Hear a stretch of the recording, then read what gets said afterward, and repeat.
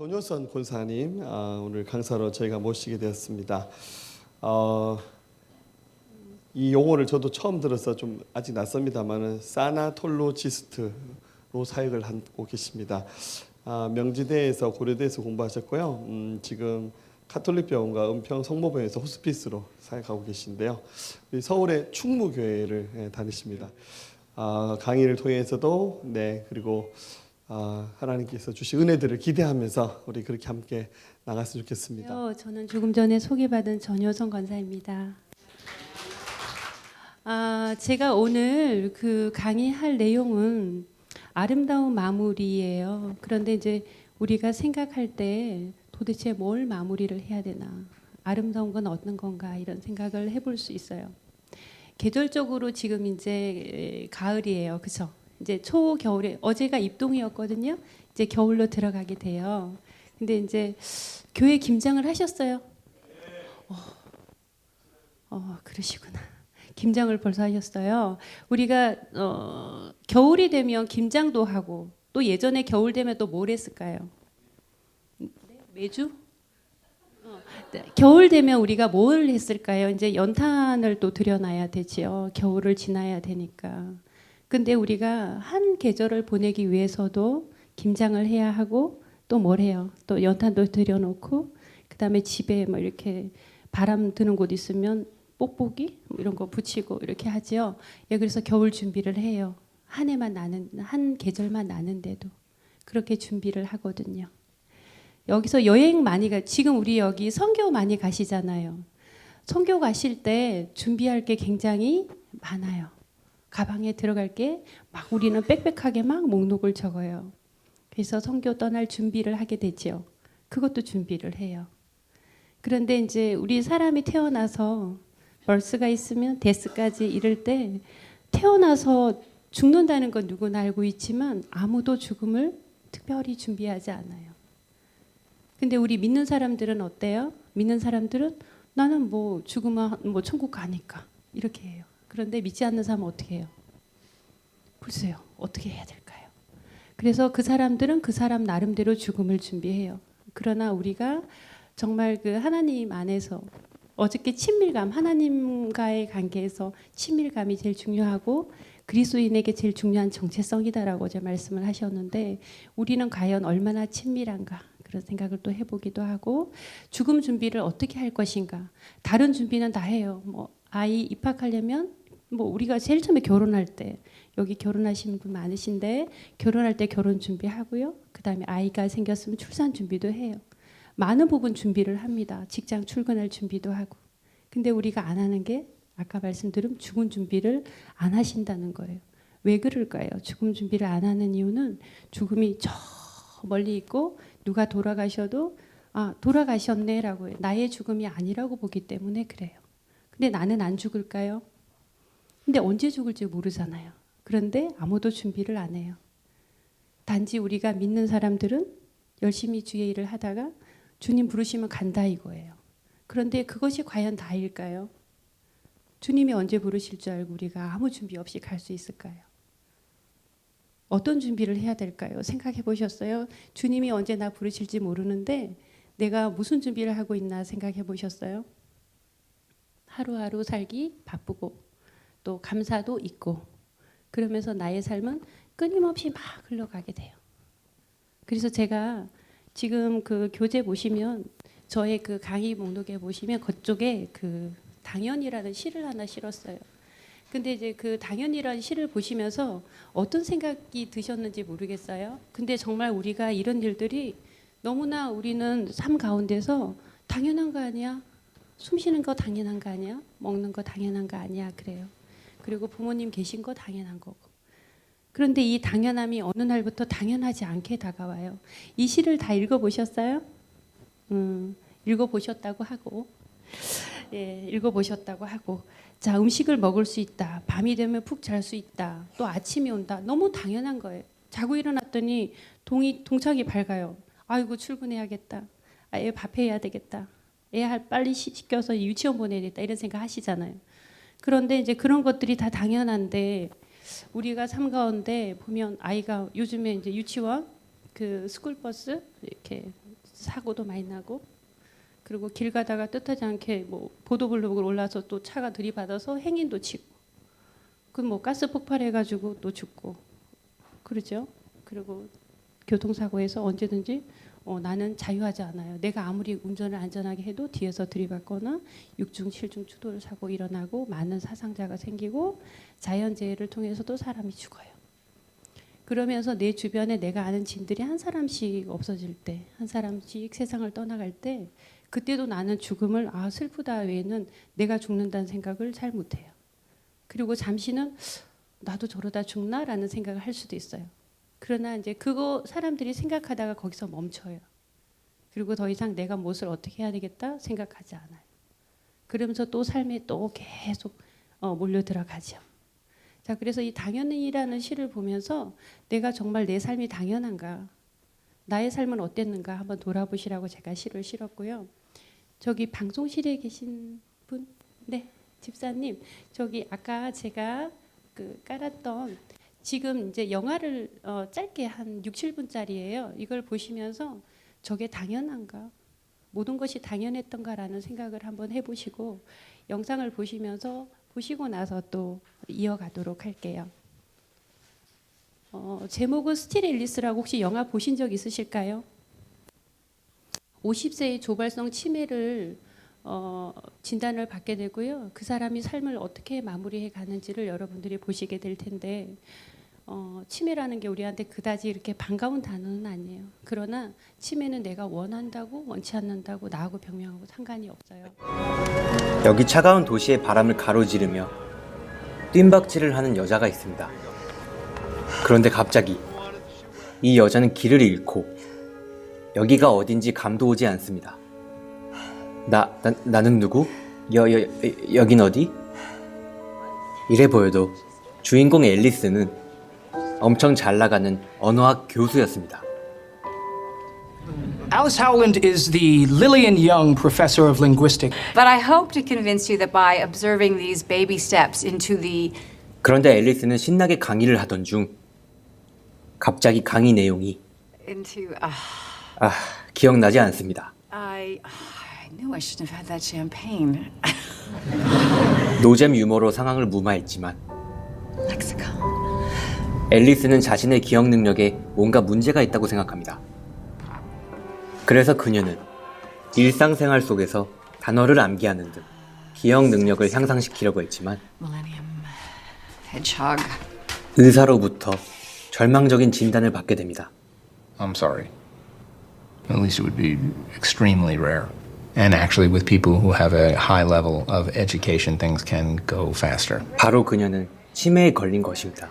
그리고 똑똑한 만큼 더 빨리 기억을 잃을 것이란 것이죠. Damn elevator. I mean, here we are in a major hospital. They only have one elevator running. It's okay. 답답한 남편은 엘리베이터한테 화풀이 해보지만 막상 엘리베이터가 오자 잘만 타고 내려갑니다. What's going on?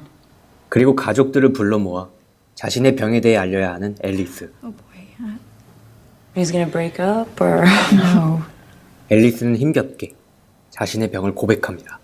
I have Alzheimer's disease. I'm sorry. I'm sorry. 그리고 그녀의 질병은 조금씩 그녀를 괴롭히기 시작했습니다. 수업을 진행하려고 했지만 오늘 뭘 가르칠지 기억이 나질 않습니다. Can anyone tell me what it says in the syllabus for today? 다행히 학생들은 빡대가리가 아니었습니다. And can anyone tell me what phonology is? 뛰어난 순발력으로 위기를 잘 넘겼지만 그녀에 대한 학생들의 평가는 최악이었습니다. Class was a waste of time. I ended up just following the online version. I found Linguistics 201 very erratic. In February, I was diagnosed with early onset Alzheimer's disease. 그렇게 그녀는 직장을 잃게 됩니다. 그 후 한가롭게 남편과 시간을 보내는 그녀. Are we going running? Yes. Yes, we are. I just have to go pee. I'll be right back. 남편과 뜀박질을 하기 전에 잠시 화장실을 다녀오려고 했는데요. 갑자기 옷장을 열어보고 이리저리 헤매기 시작합니다. 정신을 차려보니 그녀는 Allie? 화장실을 못 찾아 바지에 실수를 해버리고 말았습니다. I couldn't find the bathroom. 뛰어난 교수였던 과거를 뒤로한 채 소변도 제대로 못 보는 자신이 너무 처량하게 느껴지는 앨리스. 하지만 절망에 빠진 그녀에게도 가족이 있었습니다.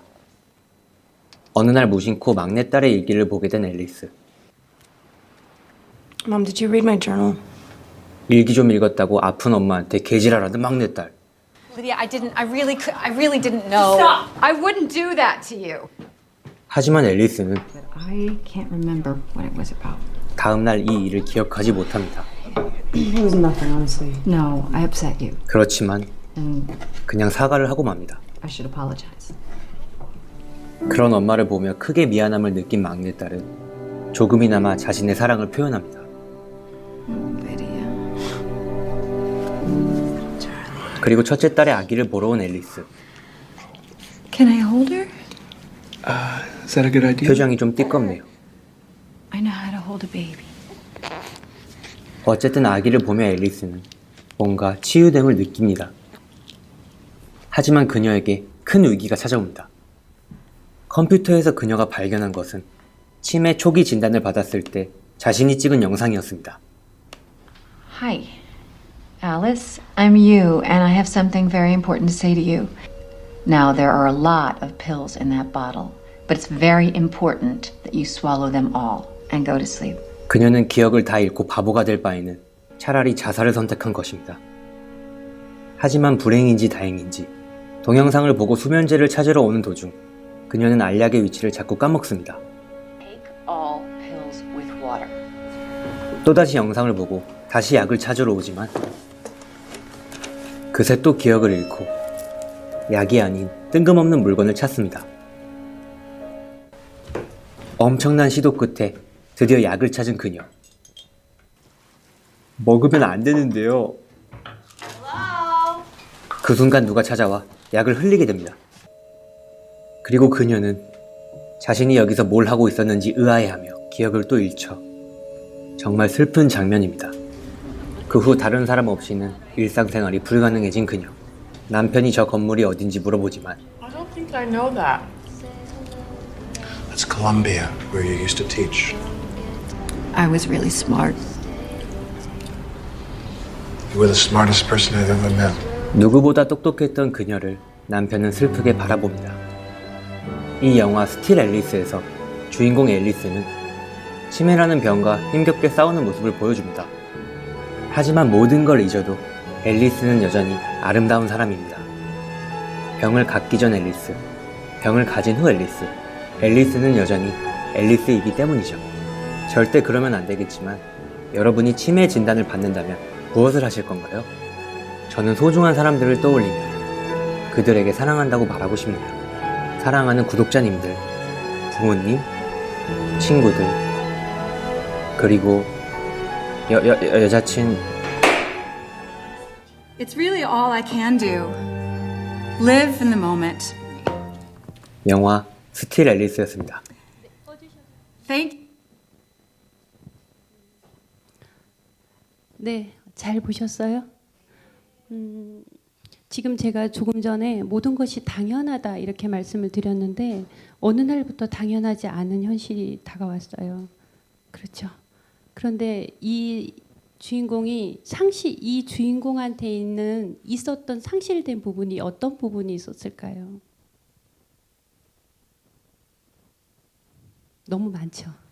그런데 그 상실을 통해서 가장 큰 협력자가 누구였어요? 가족이었어요.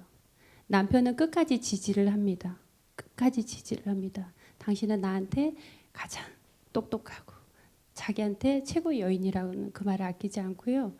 이제 이 영화 뒷장면에 가면 이제 치매 그 협회 모임에 가서 자기를 발표를 해요. 여러 번 읽고 여러 번 수정하고 하면서 그러나 여전히 자기는 스틸 앨리스라고 말을 하게 돼요. 그래서 어떤 병을 이렇게 가지게 됐을 때 본인을 내려놓는 것이 아니라 끝까지 도전하는 그런 주인공의 삶을 또 볼 수가 있어요.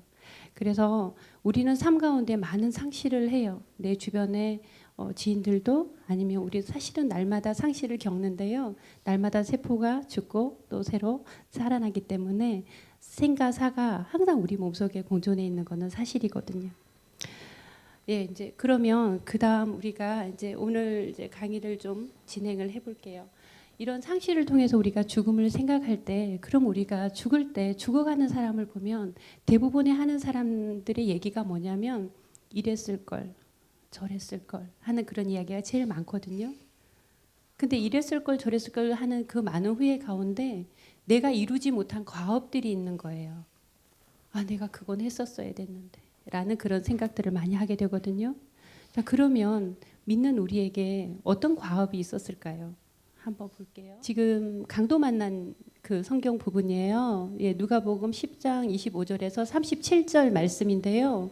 다 읽기에는 조금 내용이 많지요. 예, 그랬는데 제가 27절에 보면 예수께서 이르시되 율법에 무엇이라 기록되었으며 내가 어떻게 읽었느냐 하니까 내 마음을 다하고 목숨을 다하여 힘을 다하며 뜻을 다하여 주 너의 하나님을 사랑하고 또한 내 이웃을 내 자신과 같이 사랑하라 하였나이다 그랬어요. 우리가 산 가운데 이 말씀 가운데 보면 이웃이라는 말이 나오는데요. 여기서 이웃은 비단 사람만 얘기를 할까요? 우리의 이웃은 여기서는 이제 사마리아인 이야기가 나오기 때문에 사람이라고 우리가 국한인 지었지만 사실은 우리 이웃은요, 나를 포함한 많은 부분이 다 이웃이에요. 그래서 환경도 우리가 보호를 해야 되고요. 네, 그래서 그런 부분들이 다 이웃의 범죄에 속한다라는 걸 아시고, 그리고 여기에 어떻게 했어요? 레인도 제사장도 피하여 지나가고 레인도 피하여 지나가고, 그리고 결국 사마리아 사람이 포도주를 그 상처에 붓고 싸매고 자기 짐승에 태워 주막으로 데리고 가서 돌보아주니라. 이렇게 쭉 하면서 내가 주막 주인에게 데나리온 2를 주면서 이 사람을 돌봐주라. 비용이 더 들면 내가 돌아올 때 갚으리라 하였으니 내 생각에 이 세 사람 중에 누가 강도 만난 자의 이웃이 되었느냐. 우리 너무 잘 아는 성경 내용이에요. 그런데 여기서 우리가 죽어가는 우리가 만약에 죽어간다면 여기서 우리의 과업을 한번 찾아보자는 입장인데요. 사마리아인은 사실은 그냥 지나갈 수도 있었어요. 그렇지만 불쌍히 여기고 치료하고 돌보는 예수님이라고 한다면 제사장과 레위는 하나님의 법을 아는 성도들이에요. 우리도 사실 길 다니다 보면 정말 이렇게 지나치고 피해가는 길 많지 않나요? 네. 그리고 죽어가는 사람, 사실 그 사람은 죽은 일을 했는데 사실은 죽어가는 사람. 우리 주변에 어제 데이터로 20%도 채 안 되죠. 개신교가. 그랬는데 죽어가는 영혼이 너무 많아요. 죽어가는 사람, 영혼 구원을 기다리는 사람. 주막 주인에게 어떤 말을 하냐면 달란트를 받은 성도들이라고 제가 해서 데나리온 2이라고 했는데 우리가 이렇게 할 걸 저렇게 할 걸 하는 그 과업 속에서 저는 하나님이 우리에게 주신 달란트를 가지고 우리는 그 과업을 잘 수행을 했나 이렇게 묻고 싶은 거예요. 어떤 분은 여기 나와서 찬양을 하고요. 그리고 목사님은 많은 양떼들을 거느리세요. 그리고 또 방송실에 있는 분은 방송실대로, 선교하시는 분은 선교하시는 분대로 모두 하나님이 주신 달란트가 있어요. 근데 그 달란트를 가지고 그 과업을 잘 수행을 했나 우리가 생각을 해봐야 되는 거예요. 하나님이 나중에 심판날에 내가 너한테 이런 달란트를 준 이유는 내가 이렇게 하라고, 영혼 구원을 하라고 그랬는데 우리가 과연 그렇게 하고 있나? 죽어갈 때 나는 하나님 앞에 심판날에 그걸 생각을 하고 하나님을 생각을 한다면 우리가 어떻게 살아야 될 것인가 하는 부분을 제가 이 본문에서 한번 생각을 해보자. 그리고 이 사람을 돌봐줘라. 우리가 돌봐야 될 분들은 굉장히 많고요. 그리고 내가 돌아올 때 갚으리라.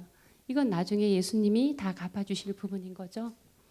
네, 이제 제가 이제 정확하게 이제 죽음학적으로 나가는데요. 이게 지금 제가 앞에서 보면 사나톨로지라고 말씀을 드렸는데 그 사나톨로지스트는 타나토스 죽음학에 대한 로지, 그래서 학문적인 거, 그다음 학문적인 걸 하는 사람이 사나톨로지스트예요. 그래서 그게 굉장히 생소하실 텐데 요 아래 보면은 죽음학이라고 사나톨로지라고 되어 있어. 타나토스 이렇게 많이 들어보셨어요. 타나토노트 뭐 그다음에 최근에 죽음 데스에 대한 것도 나왔죠. 소설로 나왔을 거예요. 베르베르 예, 소설이 나왔을 텐데 한번 읽어보시면 좋겠는데 사나톨로지는 거기서 유래한 거예요. 그래서 조금 전에 우리가 생각하는 죽음은 사실 우리 주변에 굉장히 많아요. 죽음이 오늘도 만약에 여러분들이 인터넷으로 뉴스를 볼 때 죽음에 대한 얘기는 무지하게 많아요. 우리 주변에 죽음에 대한 얘기 너무너무 많고 내 지인들도 죽음을 이제 경험하게 됩니다. 근데 인간은 이렇게 조금 전에 영화를 보셨지만 상실을 통해서 비로소 소중한 것을 우리가 깨달아요. 죽어가는 환자는 물 한 모금 넘기지 못하는 경우도 굉장히 많거든요. 그 상실을 통해서 이게 물을 마시는 것도 호흡을 하는 것도 굉장히 중요한 일이구나, 소중한 일이었는데 우리는 너무나 당연하게 생각을 한다는 거죠. 인간은 인생의 위기를 만날 때 비로소 인간 존재의 연약함과 불안정함을 깨달아요. 그래서 아까 시처럼 당연함이 더 이상 당연하지 않음으로 다가올 때, 그때가 우리가 상실을 경험하고 불안할 때예요. 그래서 이런 상실에서 비롯되는 외로움과 불안으로부터 자신의 본래성을 주체적으로 찾아가는 것을 죽음학에서 연구하는 부분입니다. 자, 우리가 삶을 살아갈 때 어저께처럼 이렇게 만약에 여기서 결혼하신 분이 있는데 결혼할 때 왜 사랑하는 사람과 같이 있으면 시간이 너무너무 빨리 가잖아요. 집에 빨리 들어가야 될 시간이 빨리 오잖아요. 안 그래요? 안 그러나? 그래서 왜 이제 같이 있고 싶은 사람은 왜 이렇게 시간이 빨리 가는 거예요. 그런데 정말 우리 속된 말로 밥맛이야 이런 사람은 빨리 끝나고 빨리 가야 되는데 이런 생각 들잖아요. 그런데 이제 우리가 정말 그 시간을 의미 있게 사용할 때 그 시간은 크로노스의 시간이라고 하고, 여러분들이 아침에 일어나서 뭐 세수하고 뭐 시간적으로 아침에 일어나서 출근하고 뭐 나가서 일하고 뭐 그냥 하루를 막 어떻게 보내는지 모르겠어. 그거는 연대기적인 시간이에요. 그것은 이제 크로노스 시간이고 의미 있는 시간이 카이로스예요. 제가 거꾸로 말했네요. 그래서 이 카이로스는 뭐냐면 이제 기회나 그런 뜻이 있는데 그 제우스의 동생이에요. 앞머리는 길고 뒷머리는 대머리죠. 기회를 뜻하기도 해요. 그래서 얼마나 빨리 지나가는지 확 지나갈 때 잡으려면 이미 뒷머리예요. 대머리예요, 뒷머리가. 그리고 얼마나 빠른지 어깨와 다리에 발목에 날개가 있어요. 그렇게 빨리 가는 게 기회라고 하는 겁니다. 그게 카이로스의 시간이고요. 자, 그다음에 많이 들어보셨을 때 스티븐 잡스의 이야기 많이 들어보셨을 거예요. 이분이 췌장암 그 판정, 말기 판정을 받았을 때 어떻게 했냐면 이렇게 벽면에 하나씩 그었다는 거 아니에요. 하나, 오늘 하루 지나고 이틀 지나고 3일 이렇게 쭉 그으면서 과연 이 사람이 내가 하고자 할 일을 과연 나는 나의 삶에서 정말 소중한 일을 했냐. 하루를 돌아보는 거예요. 생각해보세요. 내가 만약에 3개월이 남았어요. 병원에서 당신 이제 3개월 남았습니다. 그럼 내가 어떻게 살겠어요, 하루를? 누구보다도 소중하게 어떻게 하면 잘 쓸 건가 이게 고민을 할 거예요. 이 3개월이 이 사람한테는 정말 카이로스의 시간이에요. 이 시간을 얼마나 어떻게 의미 있게 보내야 되는지를 정말 고민할 거예요. 그리고 그 초점은 가족에게 아마 꽂힐 거고, 스티븐 잡스도 마지막까지 가족에 대해서 그리고 자신에 대해서 내가 정말 오늘 잘 살았나? 정말 굉장한 반성을 하게 되는 거죠.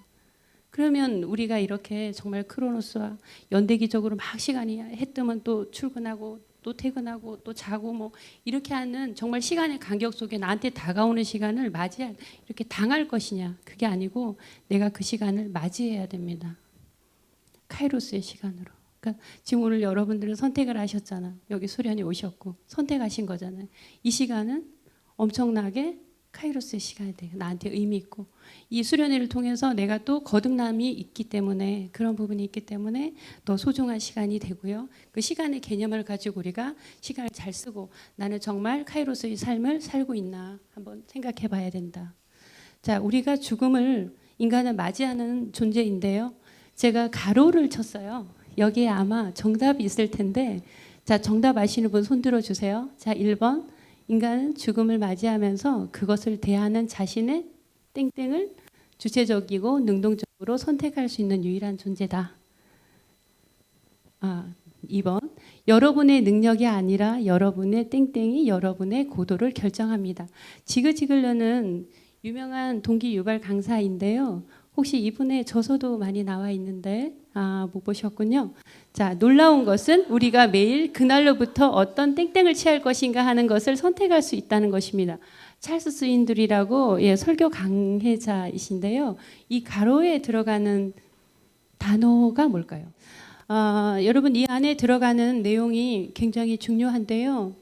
인간이 자기의 태도를 바꾸면 자기의 인생을 바꿀 수 있다는 거예요. 인생을 바꿔 태도를 바꾸면. 그리고 인간의 궁극적인 자유는 어떤 주어진 상황 속에서 어떤 태도를 취할 것인가를 선택할 수 있다.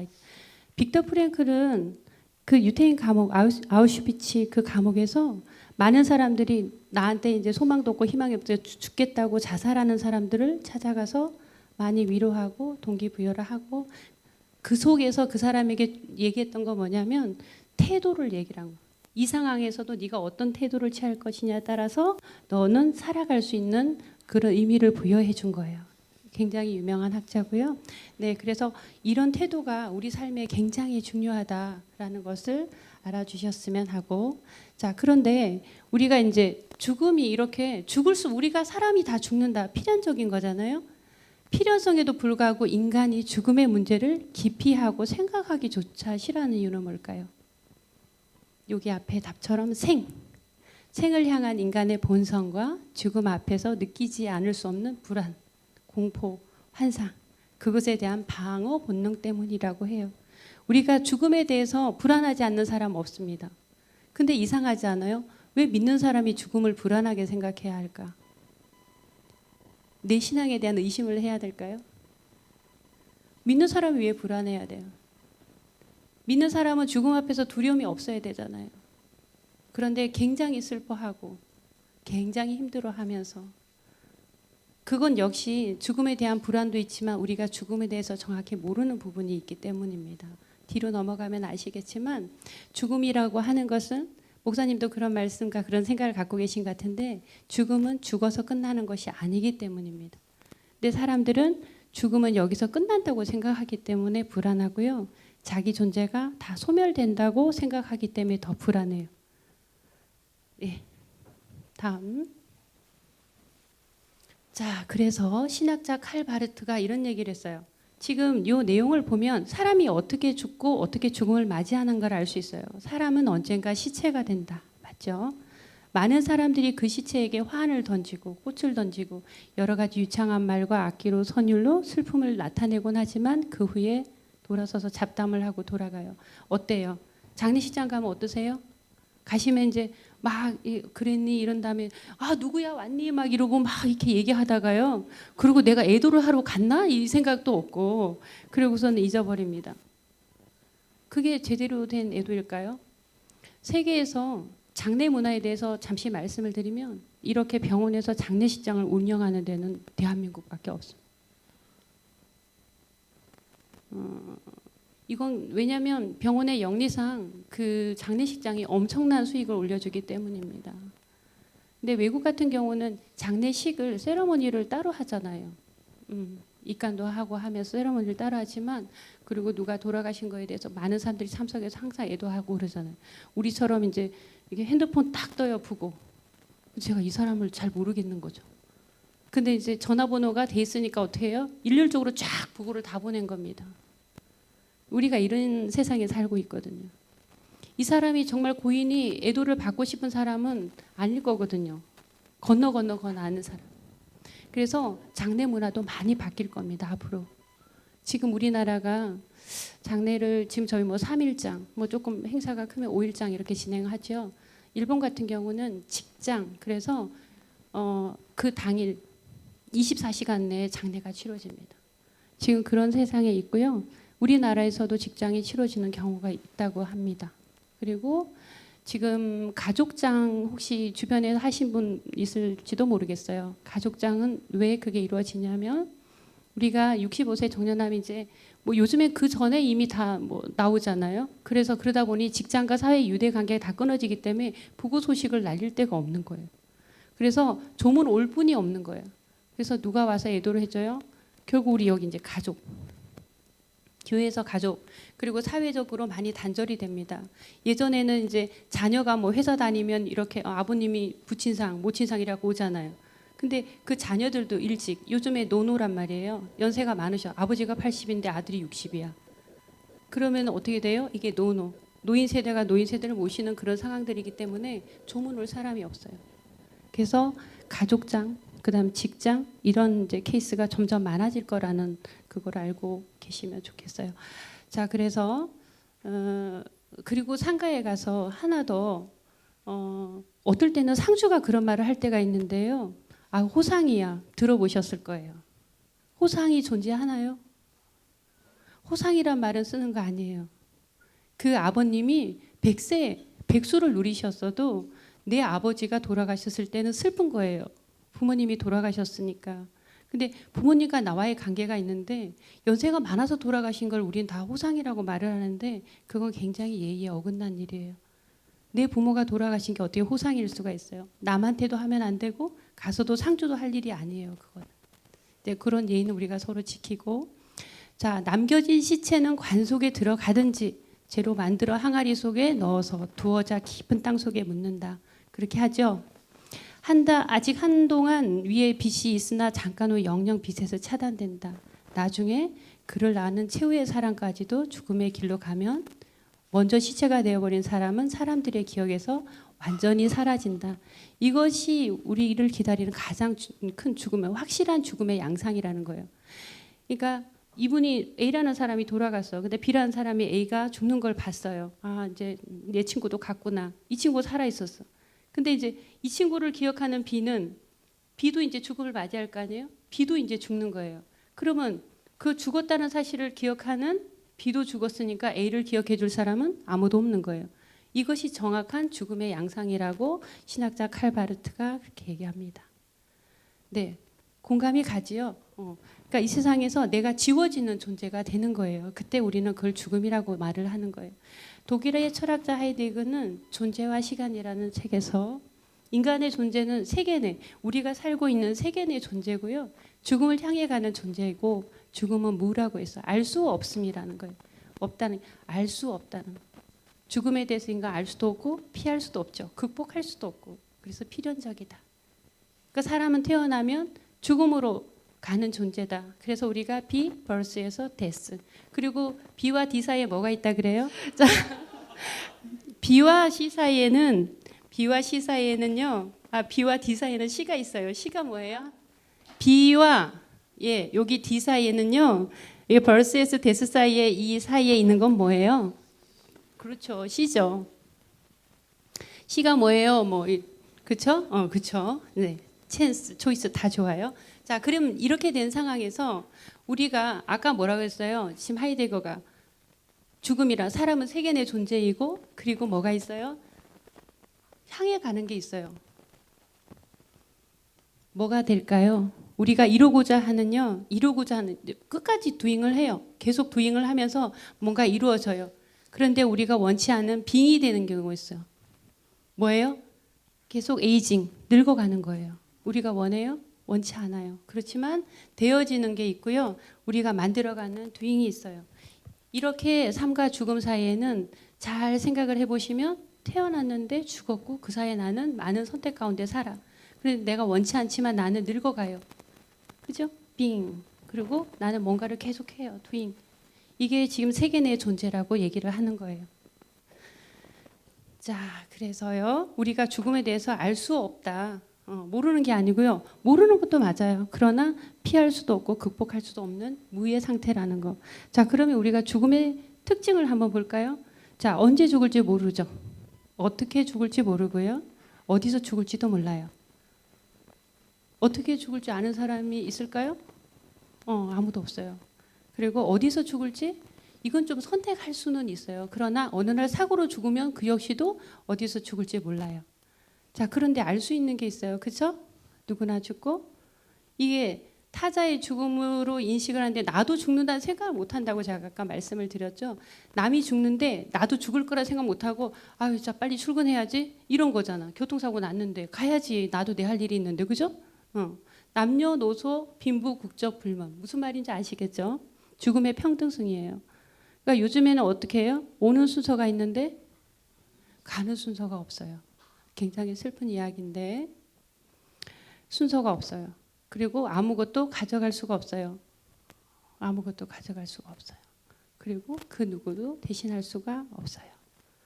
그리고 아무도 경험할 수 없어요. 경험한 사람은 어떤 사람이에요? 경험한 사람 있어요? 예수. 혹시 여러분 중에 임사 체험이라고 들어보셨을까요? 들어보셨다.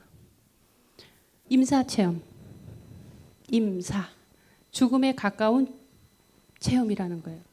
니얼 데스라고 해서 ND라고 표현되기도 하는데요. 제가 정말 우리 이 새생명 교회는 너무나 가족 같은 분위기에 저도 가족같이 오늘 수다 잡담을 다 떨려고 하는데 니얼 데스는 가령 이런 겁니다. 우리가 심장 박동이 딱 멈추면 어떻게 돼요?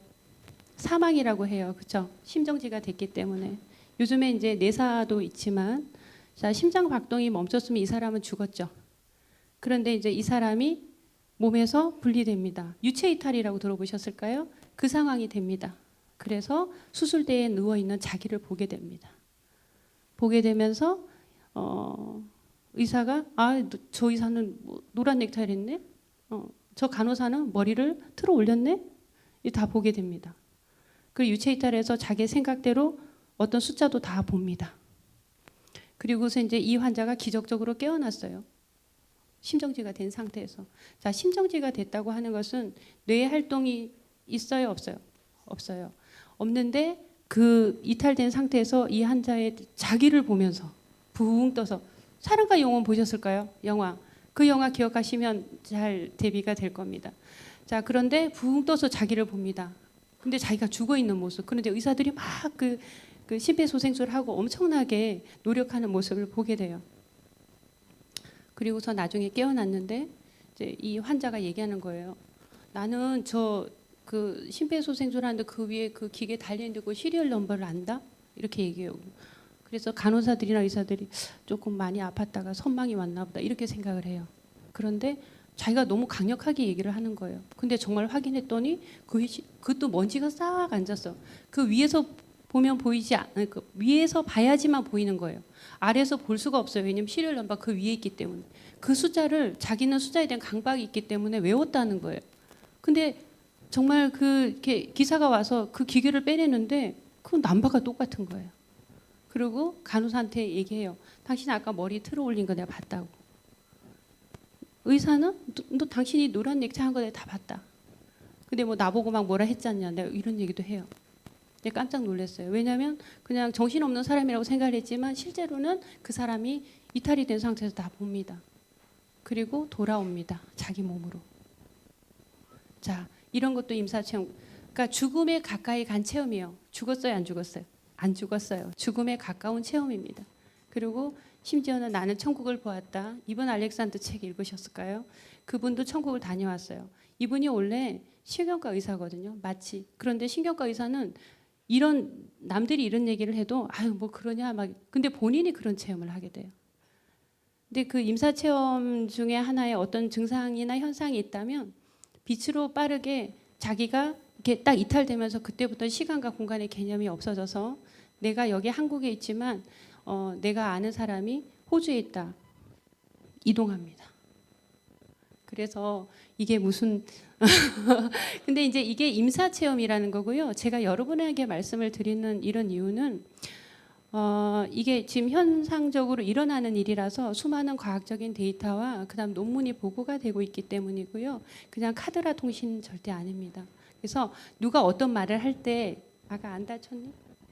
누가 어떤 말을 할 때 우리가 잘 이런 거를 그런 거는 그게 말이 돼? 이게 아닙니다. 이게 아니고 지금 보고가 되고 논문도 많이 나오고 과학 저널에도 나오기 때문에 의학 저널.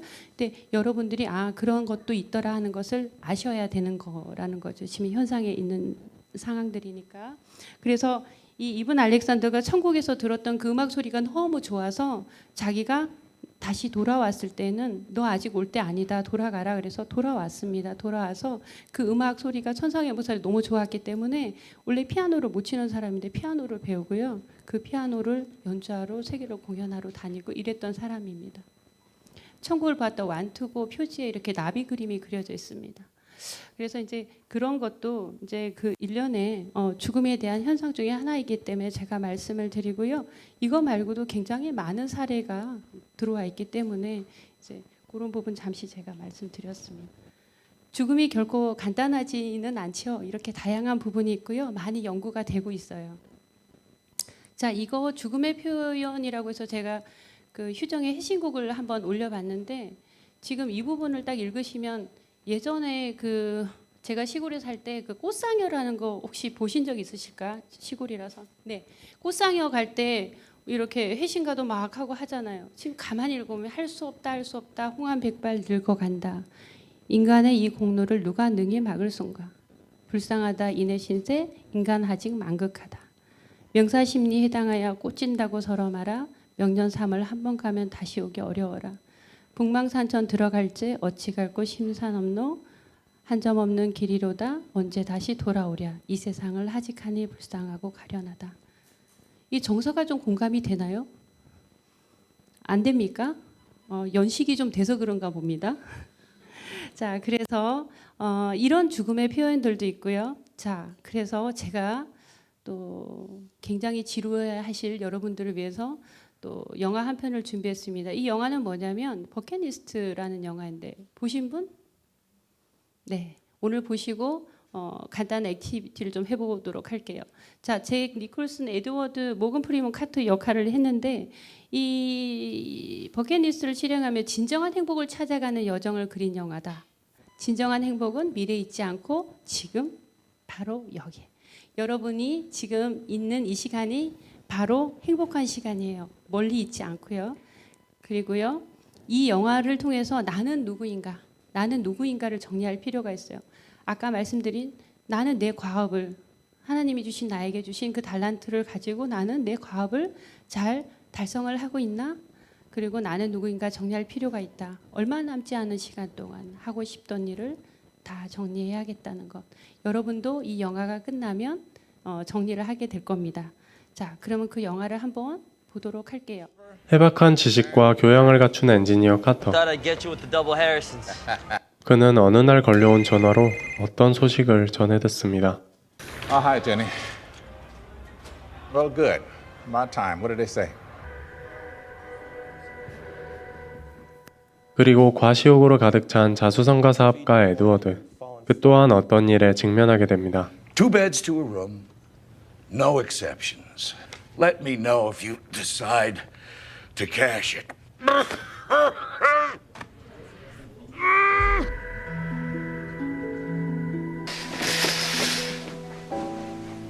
What are you doing here? 무슨 일인지 병원에 입원해 있는 카터. No, I was just surprised. And I want to know everything about this Leomiason trip that he wants to get me on. Who the hell are you?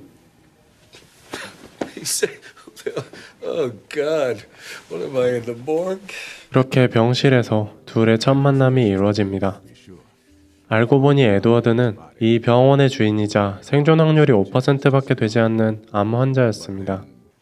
그는 재벌이었지만 가족들의 걱정과 관심 속에 있는 카터와 달리 수술 후에도 문병객조차 없는 인물이었습니다. It's from Kai. What we got here? It's a Shelby, 350. I always wanted one of those. Yeah. You'll call us when you get your test results, huh? Take care. The oldest? Yeah. Here. 카터는 3남매의 아버지입니다. 현재 엔지니어인 그는 과거 대학생 시절 역사 교수라는 꿈이 있었습니다. 하지만 지금의 아내가 임신하게 되고 나서는 Young, black, broke, baby on the way. 결국 꿈을 포기한 채로 살아왔죠. I was meant to go back. But 45 years goes by pretty fast. You got kids? 반대로 에드워드는 이 일에 매진한 사람이었습니다.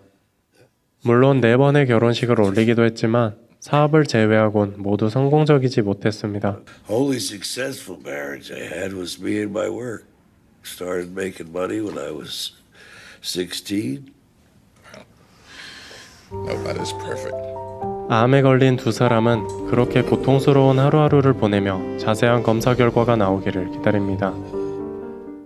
그러던 어느 날 찾아온 에드워드의 담당이 Edward, I got the test back.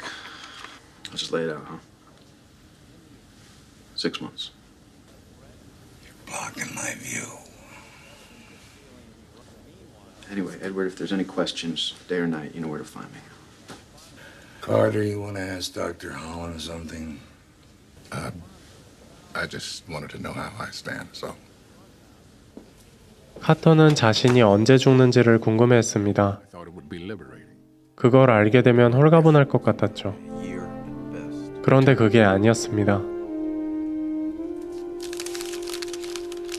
다음날 아침 종이를 펼쳐보는 에드워드. 바로 카터가 어제 구겨서 버린 버킷리스트였습니다. Come on, give it back. What is it? Call it a bucket list. We were supposed to make a list of all the things we wanted to do in our lives before we Kick the bucket. But it's pointless now. 살 날이 얼마 남지 않은 그들이기 때문에 이젠 소용없다는 카터의 눈앞에서 에드워드는 자신의 버킷리스트도 추가하는데요. Kiss the most beautiful girl in the world? How do you propose doing that? We could do this. What kind of hospital is this? There isn't an MD within a mile. Virginia, we have to talk. 하지만 이 사실을 카터의 아내는 당연히 반대합니다. 자신의 소중한 남편이 치료를 포기하고 여생을 생판남과 보내겠다는데 좋아할 리가 없었죠. I don't expect you to understand. You're damn right I don't understand. 그리고 자신의 꿈을 포기하고 45년간 가정을 위해 헌신해온 카터도 이번만큼은 물러서지 않았습니다. I've got 45 years greased up under the hood of a car so that they didn't want for anything, and they didn't. 그렇게 두 사람의 의견이 갈린 채로 카터는 에드워드와 떠나게 됩니다. I'm sorry. 그 첫 번째는 스카이다이빙이었습니다. 15 seconds! No, wait, I can't do this! Sure you can! No, I'm pretty much just worried the chute won't open! No!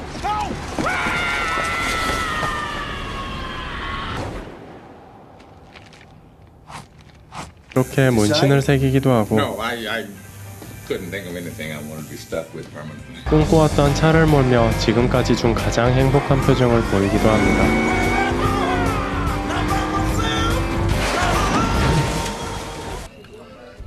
Years I've been coming here. Emily's 10th birthday was the best, though. Who's Emily? 에드워드에게는 딸이 있었습니다. 하지만 이제는 서로 연락하지 않을 정도로 사이가 좋지 않았죠. It's time. No. Cross that off. Why not? Cross it off. Fine. 그리고 그날 밤 에드워드에게 전화가 한 통 걸려옵니다. Virginia Chambers. 카터의 아내 버지니아였습니다. Let me get Carter for you. Well, actually, I called to speak to you. 그녀는 당장 카터를 집으로 돌려보내라고 말합니다. Give him back to me. 수십 년간 간호사로 일해온 그녀는 가슴 아픈 비극을 누구보다 많이 지켜봤습니다. Now, I'm prepared for my husband to die. I'm just not prepared to lose him while he's still alive.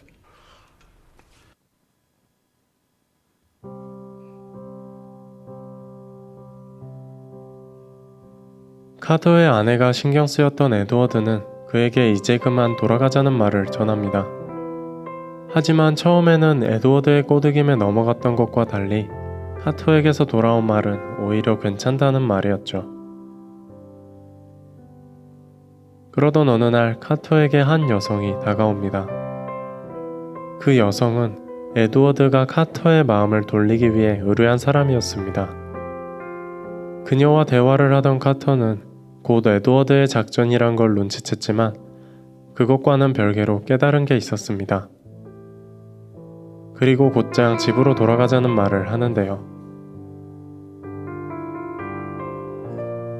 길었던 모험을 마치고 두 사람이 각자의 집으로 돌아갔을 때 그 모습은 너무나 상반되어 있었습니다. 많은 가족들의 환대를 받으며 웃음꽃이 피는 카터와 달리 에드워드는 반겨주는 이 하나 없었습니다. 그러한 생활이 얼마 지나지 않아 카터는 병이 악화되어 입원하게 됩니다. 병문안으로 온 에드워드에게 카터는 버킷리스트를 다 하지 못했다며 안타까움을 전합니다. 에드워드도 마저 함께 하자고 말하지만 이미 카터의 수명이 얼마 남지 않았음을 잘 알고 있었죠. 수술실로 향하는 모습이 그의 마지막이었습니다. 카터는 에드워드에게 편지를 남겼습니다. 편지에는 카터의 부탁이 적혀 있었죠. 바로 삶의 기쁨을 찾으라는 부탁 아닌 부탁이었습니다. 비록 자수성가한 재벌이지만 에드워드는 항상 고독했습니다. 함께했던 모험으로 인해 카터는 가족의 소중함을 깨달았고 그것을 에드워드에게도 알려주고자 했던 거죠. 에드워드는 오랫동안 화해하지 못했던 딸을 찾아갑니다. 괴팍한 성격에 자존심 강한 에드워드도 이번에는 그의 부탁을 들어주었습니다.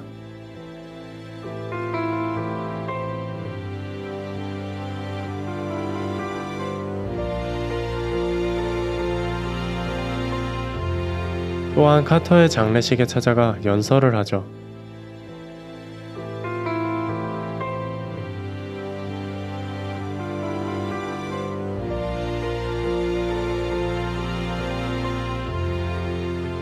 그리고 얼마 지나지 않아 에드워드 또한 카터의 뒤를 따라갑니다.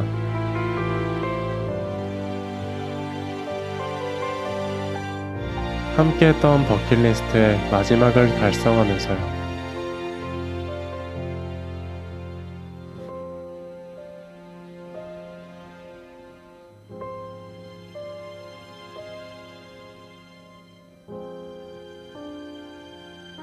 앞만 보고 달려온 두 사람의 마지막 여정을 담은 영화 버킷리스트였습니다. 지금부터 버킷리스트를 쓰시는데 위시리스트가 되면 안 됩니다. 이렇게 하면 좋겠다. 이게 소원이야. 그거 아니고요. 여러분이 지금 이제 3개월이 남았어요. 내가 3개월 남았는데 나는 이 3개월 동안 무엇을 해야 될 것인지 10가지만 순서대로 쭉 써보세요. 어디 쓰시냐면 거기 지금 비어있죠. 그걸 쓰시는데 절반은 10가지를 쓰고요. 절반은 남겨두세요. 해야 될 공간이 또 뭔가를 써야 하거든요. 자, 우리 여기서 나온 공통 키워드가 뭘까요? 뭘까요? 가족인데 그 이면에 숨어있는 것은 사랑. 사랑한다고 말해주고 싶고 사랑한다고 하고 안아주고 싶고 그리고 사랑하니까 여행 가고 사랑하니까 복음 전해요. 근데 우리는 왜 죽을 때만 그걸 할까요? 내가 날마다 사도 바울처럼 날마다 죽는데 내가 날마다 죽는다는 생각으로 날마다 그렇게 하면 안 될까요? 우린 그걸 굉장히 유보하고 있거든요. 내가 조금 바빠서 내가 다음에 할게. 그러니까 애한테 막 잘하라고 못하라고 소리를 지르고 막 엄마가 했어. 돌아서 뭐 후회를 하지만 그러나 또 막 한단 말이에요. 근데 그게 오늘이 마지막이면 난 그렇게 하지 않는다는 거예요. 우리가 여행 가는 것도 왜 죽음을 앞두고 여행을 가느냐고요. 그렇죠? 내가 정말 사랑한다면 틈틈이 시간을 내시고 그걸 어떻게 실행을 할 것인가. 지금 이제 버킷리스트 적어보시라 그러면 적다 보니까 한없이 가족 생각에 눈물이 나고 또 전도하지 못한 내 가족들이 또 생각이 나고 그런 거거든요. 근데 그거를 언제 할 것이냐. 마냥 미루지 마시라는 거예요. 마냥. 내가 언제까지 살 줄은 아까 배웠죠? 아무도 몰라요. 때와 장소를. 그러니 나에게 시간이 있을 때 내가 사랑을 전하고 영혼을 긍휼히 여기고 전도하는 마음에 몸과 마음을 다 써야 되잖아요. 우리가 달란트를 받은 이유는 그것 때문이잖아요. 그렇죠? 자, 그래서 지금 이제 그 별표를 친 부분이 있는데 이 부분의 실행을 어떻게 할 것인가. 왜 여러분들이 버킷리스트를 다 작성을 하셨는데 왜 쓰는 걸로 끝났을까요? 실행하지 않았기 때문에 그래요. 그리고 여러 가지 중에 무엇을 할 것인가 생각을 안 해봤어요. 그런데 여러분이 별표 친 게 있죠. 별표 친 것을 어떻게 하느냐면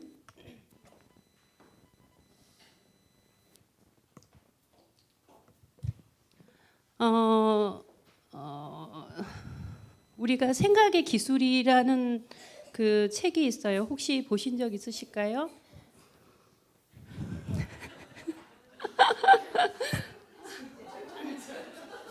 네, 제가 당황했습니다. 이게 안 됩니다.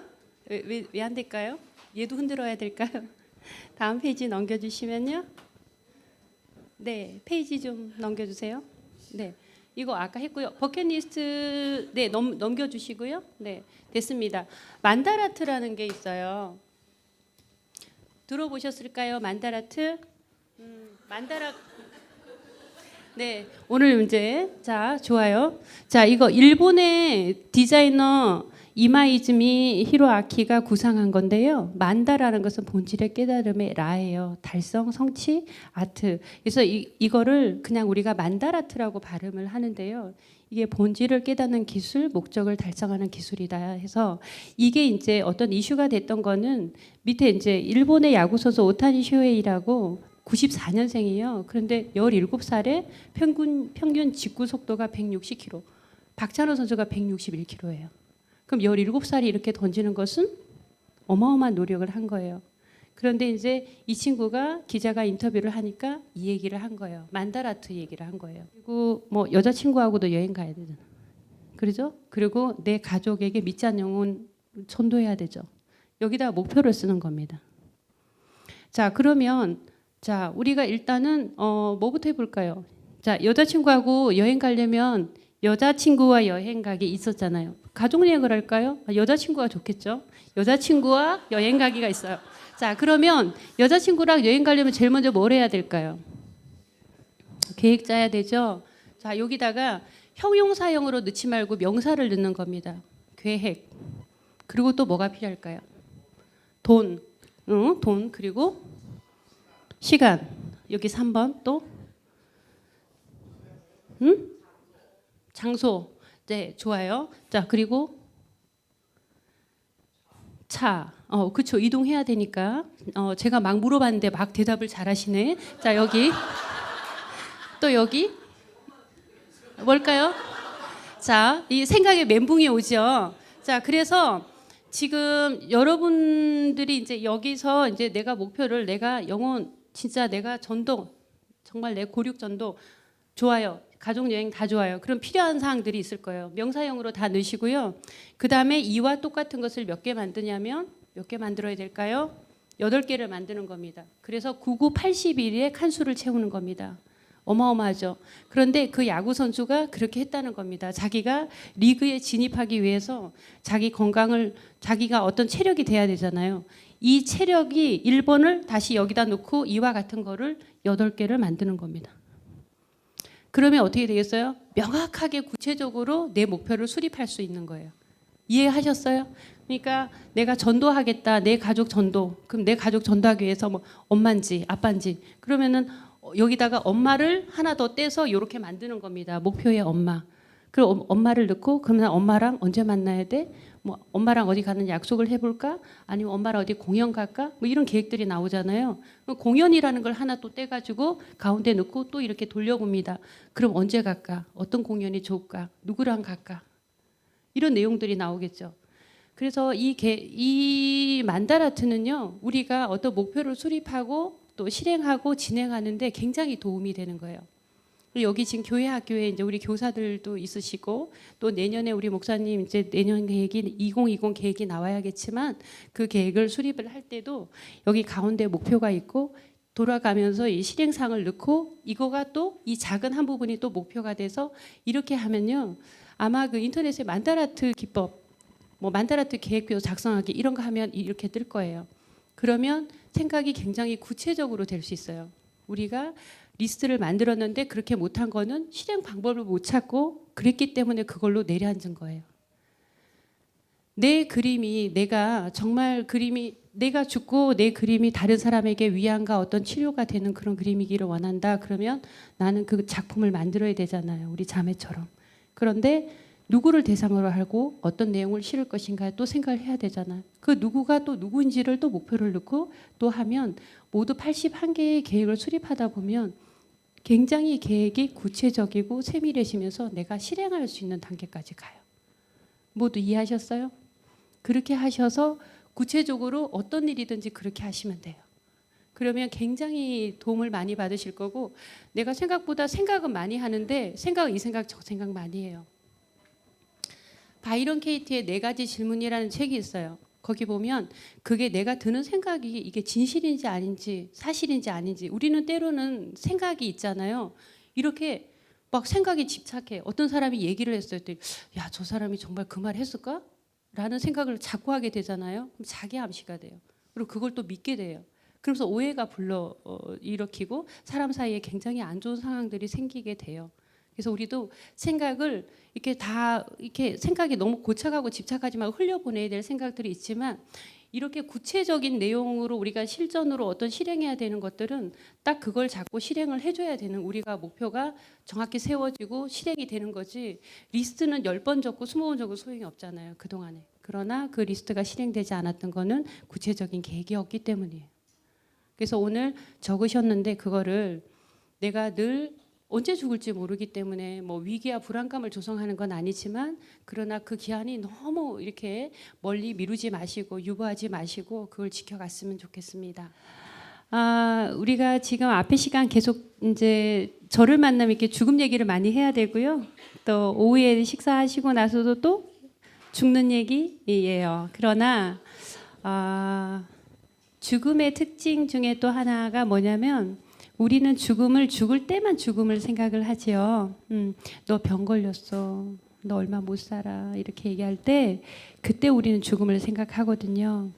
그런데 죽음이라는 거는요, 남들은 동전의 양면이라고 얘기해요. 우리가 동전을 탁 던지면 500원짜리는 뭐가 나오죠? 학이 나와요.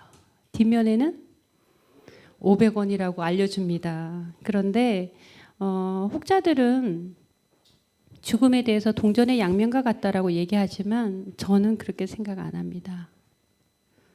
우리가 그림자가 딱 생기면 태양이 떠 있는 거예요. 그리고 달도 있을 때 그림자가 생깁니다. 그러나 항상 그림자는 빛이 있을 땐 그게 보였지만 항상 있는 거예요. 그렇죠? 사람의 옆면에는. 죽음도 항상 우리 주변에 있어요.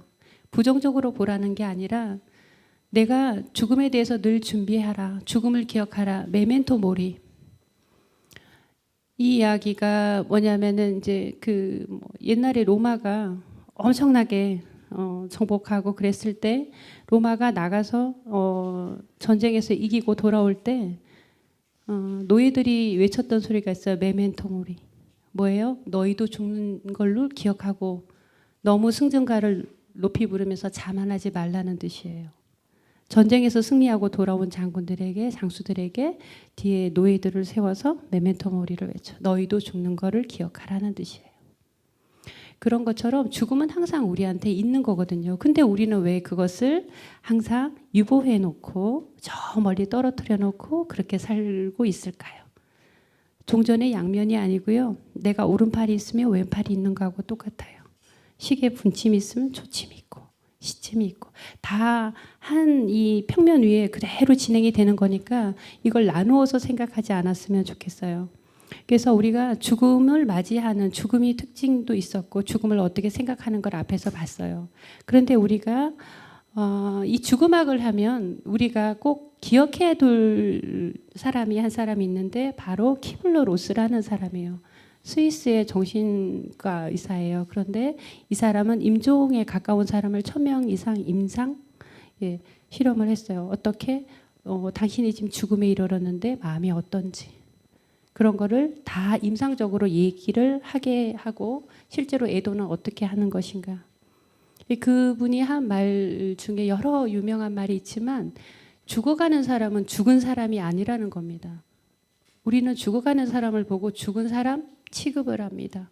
너는 죽을 거니까 빼고 가족끼리 가서 속닥속닥 또 얘기해요. 그리고 심지어는 나를 정말 통나무나 괴짝 취급을 한다고 얘기를 해요. 죽어가는 사람은 죽은 사람이 아니라는 거. 그리고 그분도 끝까지 존엄하게 임종할 수 있게 산 사람이 도와야 하고, 그리고 마지막까지 성장을 한다고 봐요. 그래서 죽음은 인간의 마지막 성장이라고 이분이 얘기를 하는 겁니다. 근데 이제 이분의 책이 우리나라에 한 대여섯 권 정도 번역돼 있어요. 뭐 생애 수레바퀴, 책 얘기 읽어보셨습니까? 이렇게 얘기 안 하겠는데 생애 수레바퀴나 그리고 죽음과 죽어갑니다. 그런데 그 키블러 로스 책을 꼭 한번 읽어보시길 바래요. 그리고 그분의 책 뭐 사후생이라든지 여러 가지 책이 있는데 인생 수업도 있고요. 베스트셀러입니다. 그 책들은. 그리고 키블러 로스의 죽음과 죽어감은 전 세계에 베스트셀러 됐던 이유는 이것 때문에 죽음에 대한 사람들의 생각이 깨어있게 만들었던 책이기 때문에 꼭 추천을 드립니다. 근데 우리가 이제 그 임종 때가 되어요. 사람이 이제 이렇게 병원 갔는데 아까처럼 3개월 남았습니다. 아까 여기서 6개월. 그리고 아까 그 우리가 두 편의 영화를 봤어요. 자, 두 편의 영화를 보면서 딱 그랬어요. 당신은 치매입니다. 그죠? 치매라고 얘기를 했어. 그거를 딱 듣고 그것이 가족에게 유전이 된다고 했을 때 엄마 입장이 어떻겠어요? 그대로 100% 유전된다고 했거든요. 그런데 이거를 숨길 수가 없는 사실이었고, 그리고 그러면서 자기의 이 뇌가 죽어가는 거잖아요. 그리고 자기 삶도 많이 죽어가고, 그리고 뒤에 버킷리스트의 두 주인공은 또 어땠어요? 그대로 받아들이고 가족과 다 공유를 해요. 어떻게 해야 되는지 한번 봐야 됩니다. 요 뒤에 이제 어떻게 죽음을 전하고 대해야 하는지를 한번 보자고요.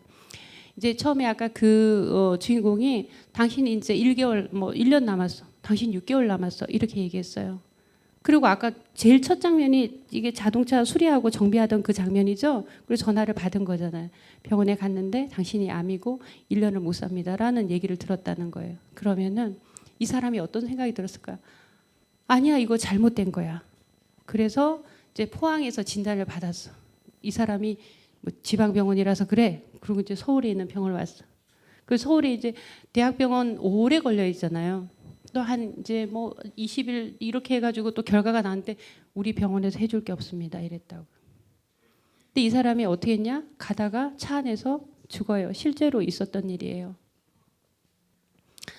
그거를 인정을 못한 거예요. 잘못된 판단이라고 생각을 한 거예요. 그래서 큰 병원에 갔는데 이 기한만 정말 이 차 안에서 왔다 갔다 하느라고 시간만 다 버리고 뭐 했어요? 내 가족하고 어떻게 내가 마무리할 건지 그걸 전혀 죽음 교육을 그러니까 죽음 준비를 전혀 못한 거예요. 지방에서 결과 내는 거 이거 못 믿겠다. 이상하다. 대학병원 큰 병원 갔어. 근데 뭐 대기자 대리니 순서가 많이 걸렸단 말이에요.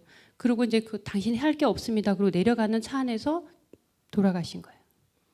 그런 게 실제로 일어나고요. 그리고 또 이런 너가 이제 6개월 남았어, 1년 남았어 할 때는 왜 나야 하고 이제 겁을 하겠죠. 당연히 그 잘못된 거라고. 그러나 이제 분노를 합니다.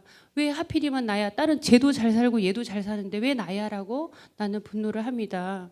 그렇죠? 그리고 세 번째는 타협. 저 살려주면 교회 잘 다닐게요. 그동안 교회 안 다녔는데 진짜 교회 잘 다니고 전도 잘할게요. 하나님 어떻게 안 될까요? 이게 타협을 합니다. 그 네 번째 해도 안 되는 거예요. 그래 어떻게 해요? 좌절하고 포기하게 됩니다. 이때 이제 우울이 와요. 그리고 다섯 번째 수용을 합니다. 그래 나는 어차피 이제 내가 점점 자기가 병세가 악화되는 걸 느껴요. 그래서 난 이제 죽을 수밖에 없구나 하고 수용을 하게 됩니다. 그러나 키블러 로스의 죽음의 5단계는 순서대로 일어나지는 않습니다. 그거 아니야. 거부 막 했어요. 그러다가 5단계로 올 수도 있어요. 그래 뭐 내가 이거 믿지는 않지만 그러나 이제 내가 점점 나빠지니까 내가 죽나 보다 하고 이 단계를 수용하게 됩니다.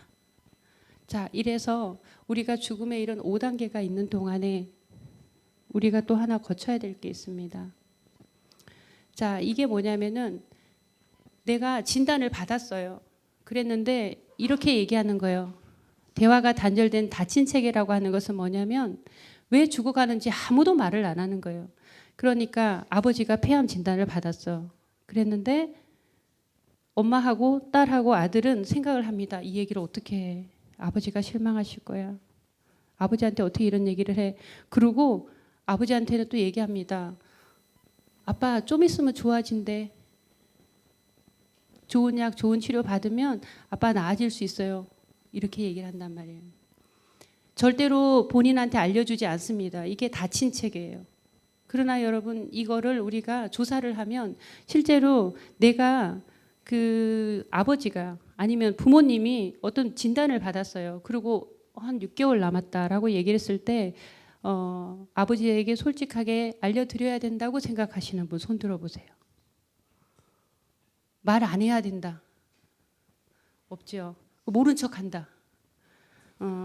이게 왜 나오냐면 이렇게 세 가지 형태로 나와요. 그러니까 상호 회피. 그러니까 아빠도 얘기 안 하고 나도 얘기 안 하고 서로 얘기 안 하는 거예요. 왜? 어려운 얘기니까요. 그래서 상호 회피를 하게 되고 그리고 어떻게 하냐면 생각합니다. 아버지가 내가 어디가 아프긴 아픈데 근데 내가 뭐 점점 나빠지는 것 같은데 이게 뭐지? 라고 계속 생각합니다. 그런데 가족도 얘기 안 하고 의사도 얘기를 안 합니다. 그래서 나는 계속 나빠지기만 하는 거예요. 그래서 계속 의심을 하는 거예요. 상호 회피를 하다 보니까 의심하는 상태에서 죽음을 맞이하게 되는 겁니다. 그리고 열린 책에는 이런 겁니다. 아까 여기 다 말씀하신다 그랬는데 그게 맞는 거예요. 앞으로는 아빠가 지금 폐암인데 6개월 남았다고 하는데 아빠 너무 마음이 나도 힘들고 우리 가족이 다 힘들어. 아빠 우리가 이거를 남은 시간 어떻게 잘할 건지 생각을 잘 해보고 기도하자. 뭐 이렇게 그냥 나도 인정하고 아빠도 인정하고 가족도 인정한다는 거를 환자에게 말을 해줘야 됩니다. 근데 이게 어려운 얘기라고 해서 말을 안 한단 말이에요. 그래서 이건 지금 일본에서 있었던 이야기예요. 제가 사례를 읽어드릴게요. 어느 날 50대 남성 환자가 가슴이 답답하다고 해서 병원으로 왔는데 검사 결과는 식도암이었대요. 그래서 이미 손을 쓸 수가 없는 상태였대. 가족의 바람도 있고 해서 대학병원을 소개했는데 방사선 치료만 받고 다시 돌아왔다. 주치의로서 진실을 이해하고 싶다. 진실을 말하고 싶었는데 가족들에게 말했지만 부인은 완강하게 반대했다. 하지만 그는 분명 암을 의심하고 있었다. 부인이 아무리 반대를 해도 남편은 암이라는 거를 이게 의심이 가는 거예요. 계속. 그래서 병의 진행과 함께 그의 초조함이 더해가 회진 때마다 진실을 말해달라고 의사를 다그쳤어요. 안 궁금하겠어요? 본인의 병인데. 얼마 안 가서 나에 대한 비판으로 변해버렸다. 그는 어느 날 나는 나빠지기만 하고 있지 않는가? 너는 돌팔이 의사지. 라고 불만을 터뜨려요.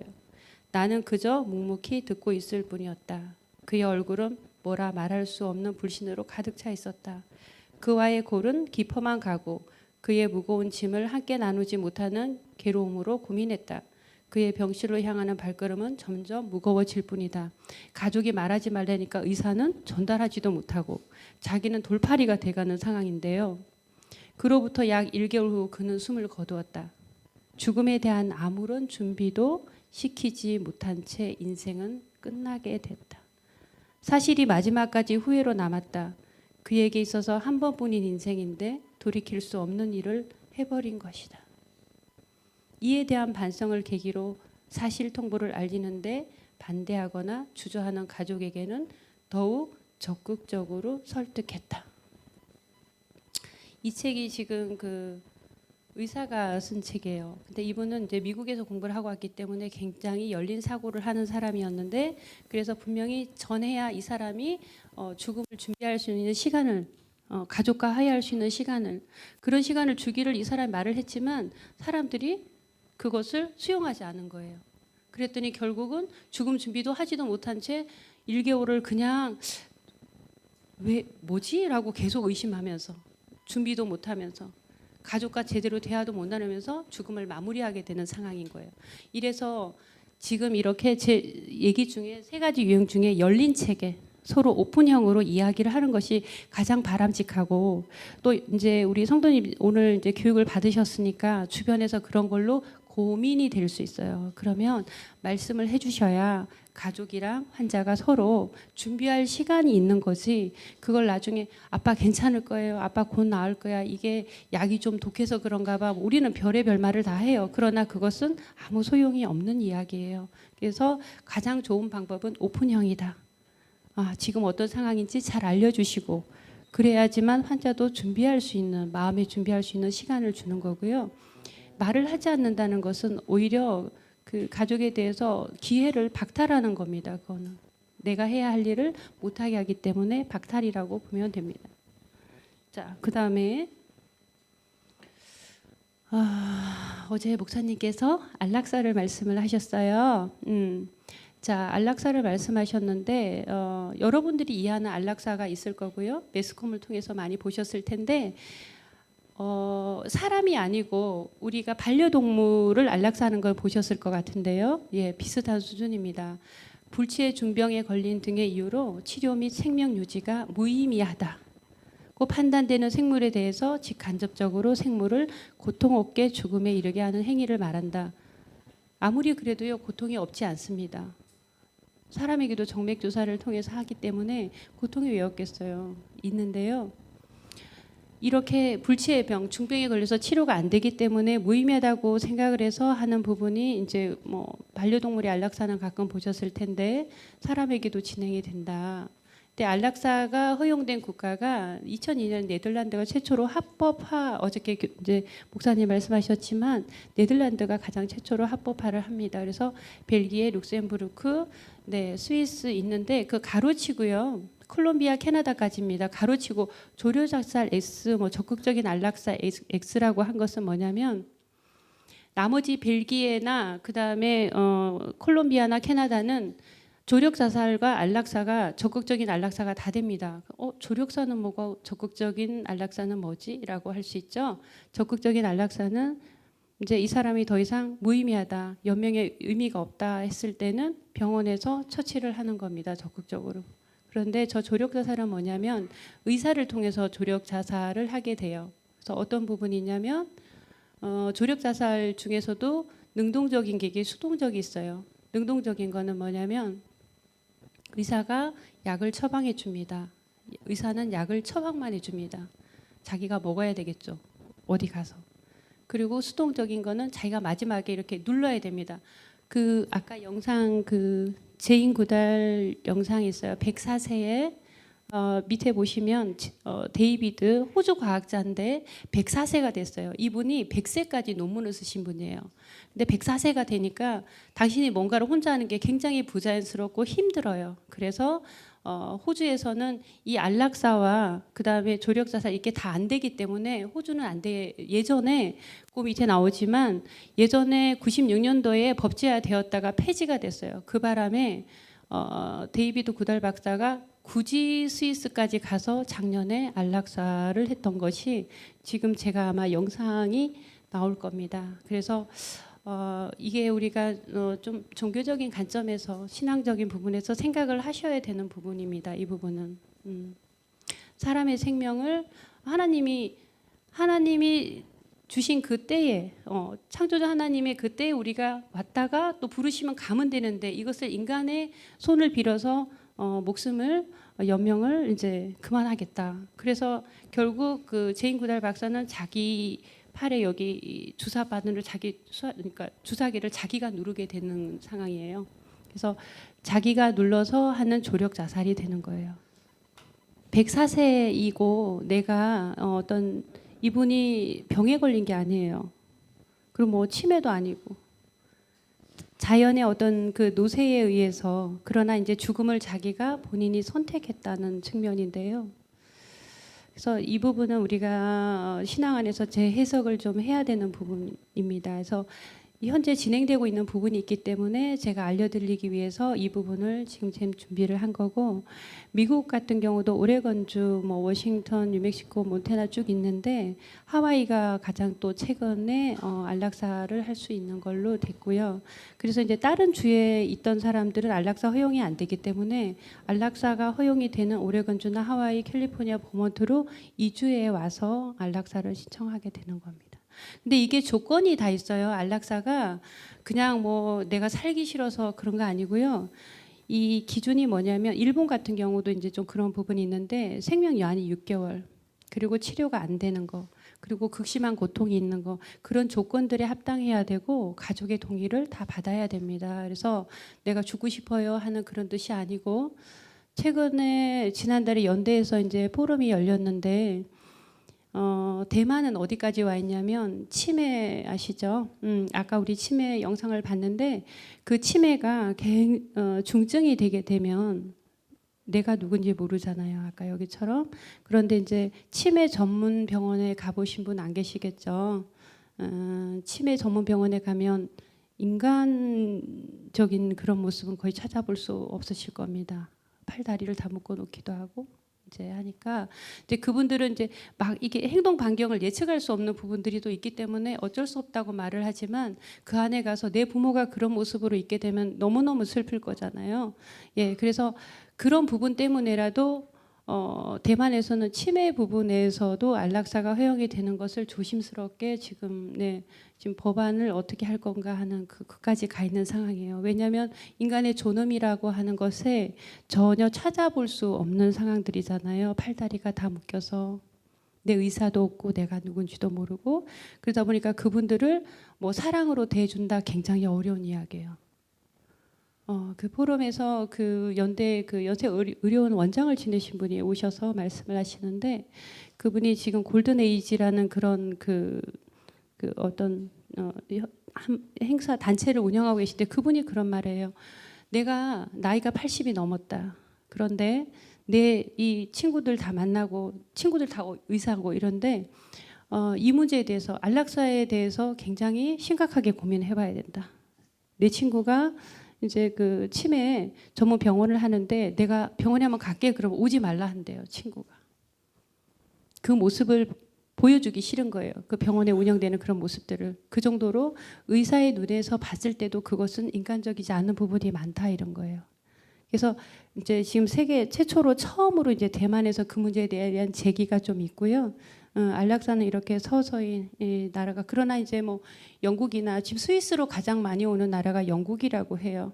한 3분의 1은 영국에서 건너와서 많이 안락사를 신청을 하고 우리나라도 또 그런 게 있었기 때문에 이제 신문지상에 한번 떠올랐던 적도 있지만 그래요. 이제 안락사 부분은 이제 이렇게 제가 진행을 할게요. 왜냐하면 이거는 저희가 정말 그 신앙적인 측면에서 잘 생각을 해봐야 되는 문제입니다. 자, 이 시는 내용이 굉장히 좋아요. 근데 거의 이제 추도 내지는 애도 때 이 시를 읊어달라고 한 이효 여사의 그런 시도 되고, 자 함석헌 선생님이 시인데 한번 들어보세요. 말리길 나서는 길 처자를 내맡기며 맘 놓고 갈 만한 사람, 그 사람을 그대는 가졌는가. 온 세상이 다 나를 버려 마음이 외로울 때에도 저 마음이야 하고 믿어지는 그 사람을 그대는 가졌는가. 탔던 배 꺼지는 시간 구명대 서로 사양하며 너만은 제발 살아다오 할 그 사람을 그대는 가졌는가. 불의의 사형장에서 다 죽여도 너희 세상 빛 위에 저 반은 살려두거라 일러줄 그 사람을 그대는 가졌는가. 잊지 못할 이 세상을 놓고 떠나려 할 때 저 하나 있으니 하며 방긋이 웃고 눈을 감을 그 사람을 그대는 가졌는가.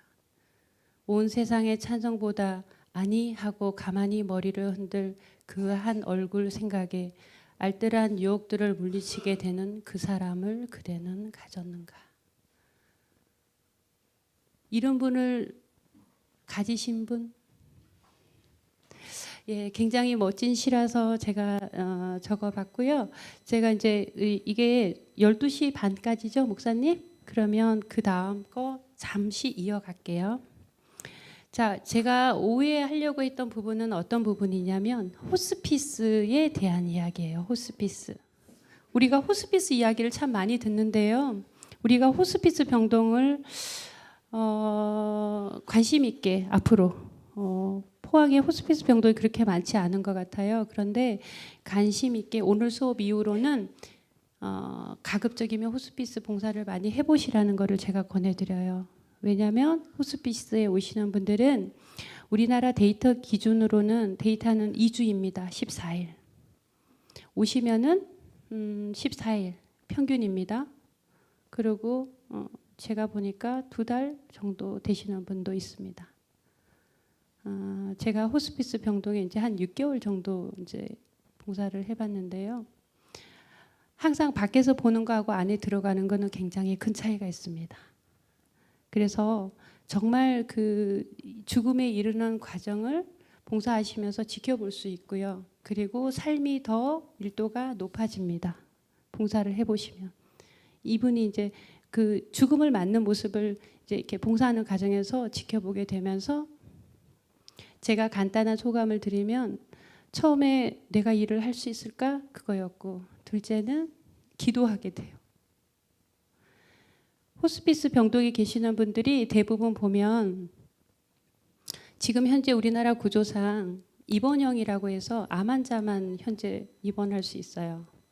만성질환 아니고 대부분 전부 다 암이에요. 암 종류가 그렇게 많나 싶을 정도로 다 차트에 보면 다 암 환자예요. 그런데 이제 제가 최근에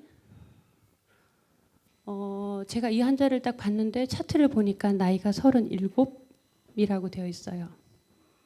그런데 딱 봤는데 저도 몸이 좋죠. 저보다 몸이 살짝 더 좋아요. 그분이. 그런데 머리는 다 밀었고 얼굴은 노래요. 전부 다 노르고 눈도 약간 노른빛이 떠요. 그래서 딱 보니까 췌장암이에요. 차트가. 그래서 이분 딱 보면서 이분은 얼마나 여기서 지낼 수 있을까라고 고민을 이렇게 봤어요. 그래서 휠체어 타는 것도 좀 해주고 좀 도와줬는데 그 남편 되시는 분하고 얘기를 잠깐 나눴는데 그분이 마음이 어떠세요? 했더니 다 포기했습니다. 이렇게 얘기하더라고요.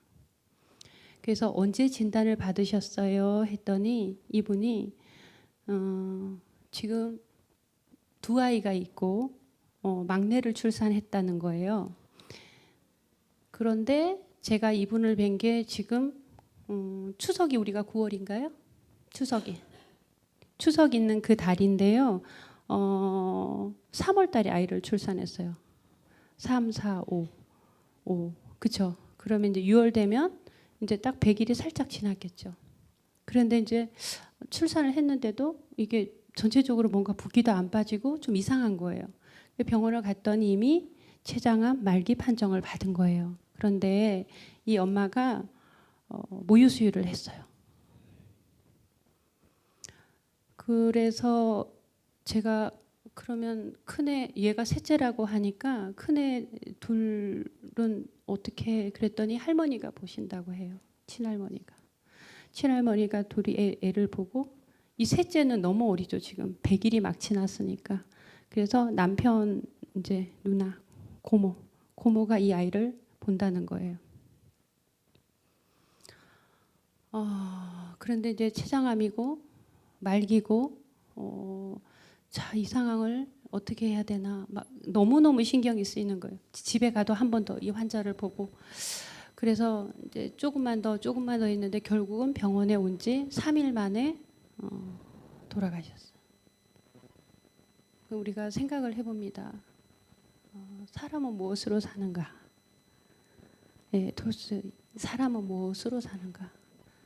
하나님이 천사에게 저 사람의 목숨을 가져와라 했는데 천사가 거부를 하고 결국은 내동쟁이 치어지게 되고 결국 하나님이 왜 그렇게 했는지 나중에 알게 되는 과정들이 나오는데 사람은 무엇으로 사는가 하면 사랑으로 산다는 거예요. 그래서 저는 그분이 이제 돌아가셨다는 걸 이제 호스피스 톡 내용에 다 뜨기 때문에 톡방에 임종하셨습니다. 기도해 주세요. 이렇게 뜨거든요. 그래서 그럴 때도 그래요. 이제 이렇게 이제 죽음을 자꾸 접하다 보면 어떤 생각이 드냐면 하나님의 사람을 통해서 역사하시는 하나님의 섭리를 느끼게 돼요. 하나님 왜 이 사람을 데려갔습니까? 그런 게 아니고 이 사람의 어떤 생명 여하는 하나님이 계획하신 건 여기까지. 이제는 왜 그랬어요? 보다는 하나님이 계획하신 건 여기까지구나. 그리고 나머지는 어떻게 해요? 사람의 사랑으로 아이들이 또 클 거예요. 그렇게. 그래서 정말 그런 삶의 현장을, 죽음의 현장을, 삶과 죽음이 다 동시에 존재하잖아요. 그래서 여기 계신 분이 이제 평상시에 봉사도 많이 하시고 하시겠지만 호스피스 병동 봉사는 꼭 한번 해보시라는 걸 제가 권해드리고 싶어요. 그리고 엊그저께는 어제 돌아가신 한 분은 35세, 결혼도 안 했어요. 근데 이제 차트 보니까 설암이래요. 그런데 제가 딱 보니까 얼굴이 이만하더라고요. 여기만 한쪽만. 근데 말도 잘 못해서 이렇게 펜으로 주고 쓰고 받아요. 뭐 어떻게 해주세요, 어떻게 해주세요 이렇게 하거든요. 그래서 제가 이제 대놓고는 못 물으니까 결혼을 안 했다. 근데 나이는 35인데 또 암 말기인 거예요. 근데 이분 어저께 돌아가셨어요. 그래서 이제 이런 상황들을 보면서 뭐 80세가 넘으신 분은 돌아가셔도 된다 그런 거는 아니에요. 그러나 이제 하나님이 이분께 또 주변에 있는 사람들에게 어떤 뜻이 있으실 거다. 근데 그분들한테 그게 애도가 안 되겠지만 그러나 크게 보면은 우리가 하나님이 토기장이잖아요. 종재기도 만들고 접시도 만들고 우리는 거기에 맞게끔 사명과 역할을 다하면 될 것 같습니다. 그래서 그 안에서 실제로 삶과 죽음이 공존해 있기 때문에 꼭 한번 봉사를 해보셨으면 좋겠다. 라는 생각이 있습니다. 그래서 간단하게 그 호스피스가 있고 요즘에 호스피스 완화 의료라는 게 있어요. 요건 차이가 좀 있는데요. 호스피스는 100% 임종 환자에 관련된 게 호스피스예요. 완화 의료라고 하는 건 뭐냐면 암성 질환이 아니고 만성 질환이 아니어도 어떤 사람이 그 병 때문에 통증이 너무 심할 경우에 그 통증을 완화시켜줘야 되잖아요. 그래서 그것이 완화 의료에 들어가는 거지 호스피스와 완화 의료가 같이 가는 것은 아닙니다. 그러니까 완화 의료라고 해서 모든 사람이 다 암 환자는 아니라는 뜻이에요. 그래서 호스피스는 임종에 여기가 호스피스라면 이게 호스피스라면 여기는 완화 의료예요. 그래서 호스피스 완화 의료가 같이 가는 것은 호스피스가 임종 환자면 이제 임종을 이제 맞이하는 환자를 관리하는 거고 완화시키는 거라면 완화 의료는 어떤 통증이라도 통증이 너무 심한 통증은 다스려 줘야 되기 때문에 완화 의료인데 오늘날 호스피스와 완화 의료가 같이 가는 것은 호스피스 임종 시점에 있으면서도 암성 통증이 너무 심하기 때문에 이 부분의 통증을 완화해야 되기 때문에 호스피스 완화 의료라는 개념으로 같이 확대돼서 진행이 되는 겁니다. 그래서 그 법률안이 만들어질 때도 호스피스 완화 의료라는 법률 이름으로 들어가게 되어 있어요. 네, 호스피스의 정의를 보면 일단 완치가 불가능해요. 자, 이제 병원에서 자 보세요. 자, 우리나라가 중환자실에서 자 부모님 계시겠는데 지인들 중에 정말 중환자실에서 삶을 마감하신 분들이 그동안 너무너무 많았어요. 고통스럽게. 사람이 줄을 꽂을 수 있는 게 거의 10개라고 하더라고요. 소변줄, 대변줄, 그렇죠? 여기 코, 여기 삭간에서 하죠. 그리고 여기 너무 통증이 심하면 신경절제술에서 또 꽂죠. 너무너무나 꽂을 게 많은 거예요. 이런 상태에서 중환자실에서 생을 마감하는 거예요. 하루에 2번 얼굴 보면서. 기도삭간한 말 못하죠. 이런 부모님의 또 지인의 모습을 우리가 보면서 임종을 맞았어요. 그러나 이제 오후 시간에 말씀을 드리겠지만 사전 연명 의료의향서라는 게 있어서 미리 내가 나중에 연명 치료하지 않겠다는 걸 밝혀놓게 되면 기도삭간하는 일은 없습니다. 그래서 오늘 그거에 대한 이해를 잘 하셔야 됩니다. 그래서 일단은 호스피스라고 하는 것은 정확하게 완치가 불가능한 거예요. 의사 선생님이 너 중환자실에서 죽을 때까지 치료받을래? 아니면 차라리 남은 한 3개월, 6개월을 호스피스 병동에서 내 가족과 마무리할 시간을 가지면서 삶을 정리를 할래? 그거예요. 그런데 호스피스 병동을 가시면 제가 이제 현재 봉사하고 있으니까 그 시스템을 조금 알잖아요. 뒤에도 나오겠지만 이 환자만 돌보는 게 아니에요. 이 가족도 돌봐요. 그리고 이분이 돌아가시면 사별가족 모임이라는 게 또 있어요. 그러니 호스피스 병동을 이용 안 할 이유가 없어요. 근데 뭐냐면 대기자가 너무 많아요. 우리 인구 대비 3분의 1 정도밖에 호스피스 병동이 없습니다. 대형 병원에서는 호스피스 병동을 하면 영업이익이 안 나기 때문에 호스피스 병동을 거의 만들지를 않습니다. 최초로 만든 곳이 성모병원입니다. 그리고 세브란스가 있죠. 호스피스 병동이. 예, 병원에서는 영업이익을 내려면 장례식장을 만들어야 하고 자 이런 문제가 있습니다. 그래서 호스피스에 대해서 우리가 이 시간에 여기 계신 분들은 잘 알고 계시고 또 우리 부모님들이 계시기 때문에 내가 어떻게 이렇게 순서를 밟아서 내 생각을 정리를 하고 있어야 되는지 나중에 당황하지 않으려면 미리 그런 생각들을 정리를 좀 하셔야 되겠다. 일단 완치가 불가능해서 죽음이 예견되는 환자예요. 그래서 제가 아까 그 평균 이용 기간이 14일이라고 2주라고 말씀드린 게 그거고, 그다음에 아까 췌장암 말기 그분은 3일 만에 오신 지 3일 만에 돌아가셨어요. 이분이 진단을 받고서 뭘 하고 싶니? 이랬더니 집에 가고 싶다 그래서 지방에 집에 갔다가 마당에서 있다가 통증이 암성 통증이 너무 심하기 때문에 다시 서울로 올라왔는데 일반 병동에 있다가 호스피스 병동에 못 들어와서 일반 병동에 있다 1, 2주 있다가 호스피스 병동 와서 3일 만에 돌아가신 거예요.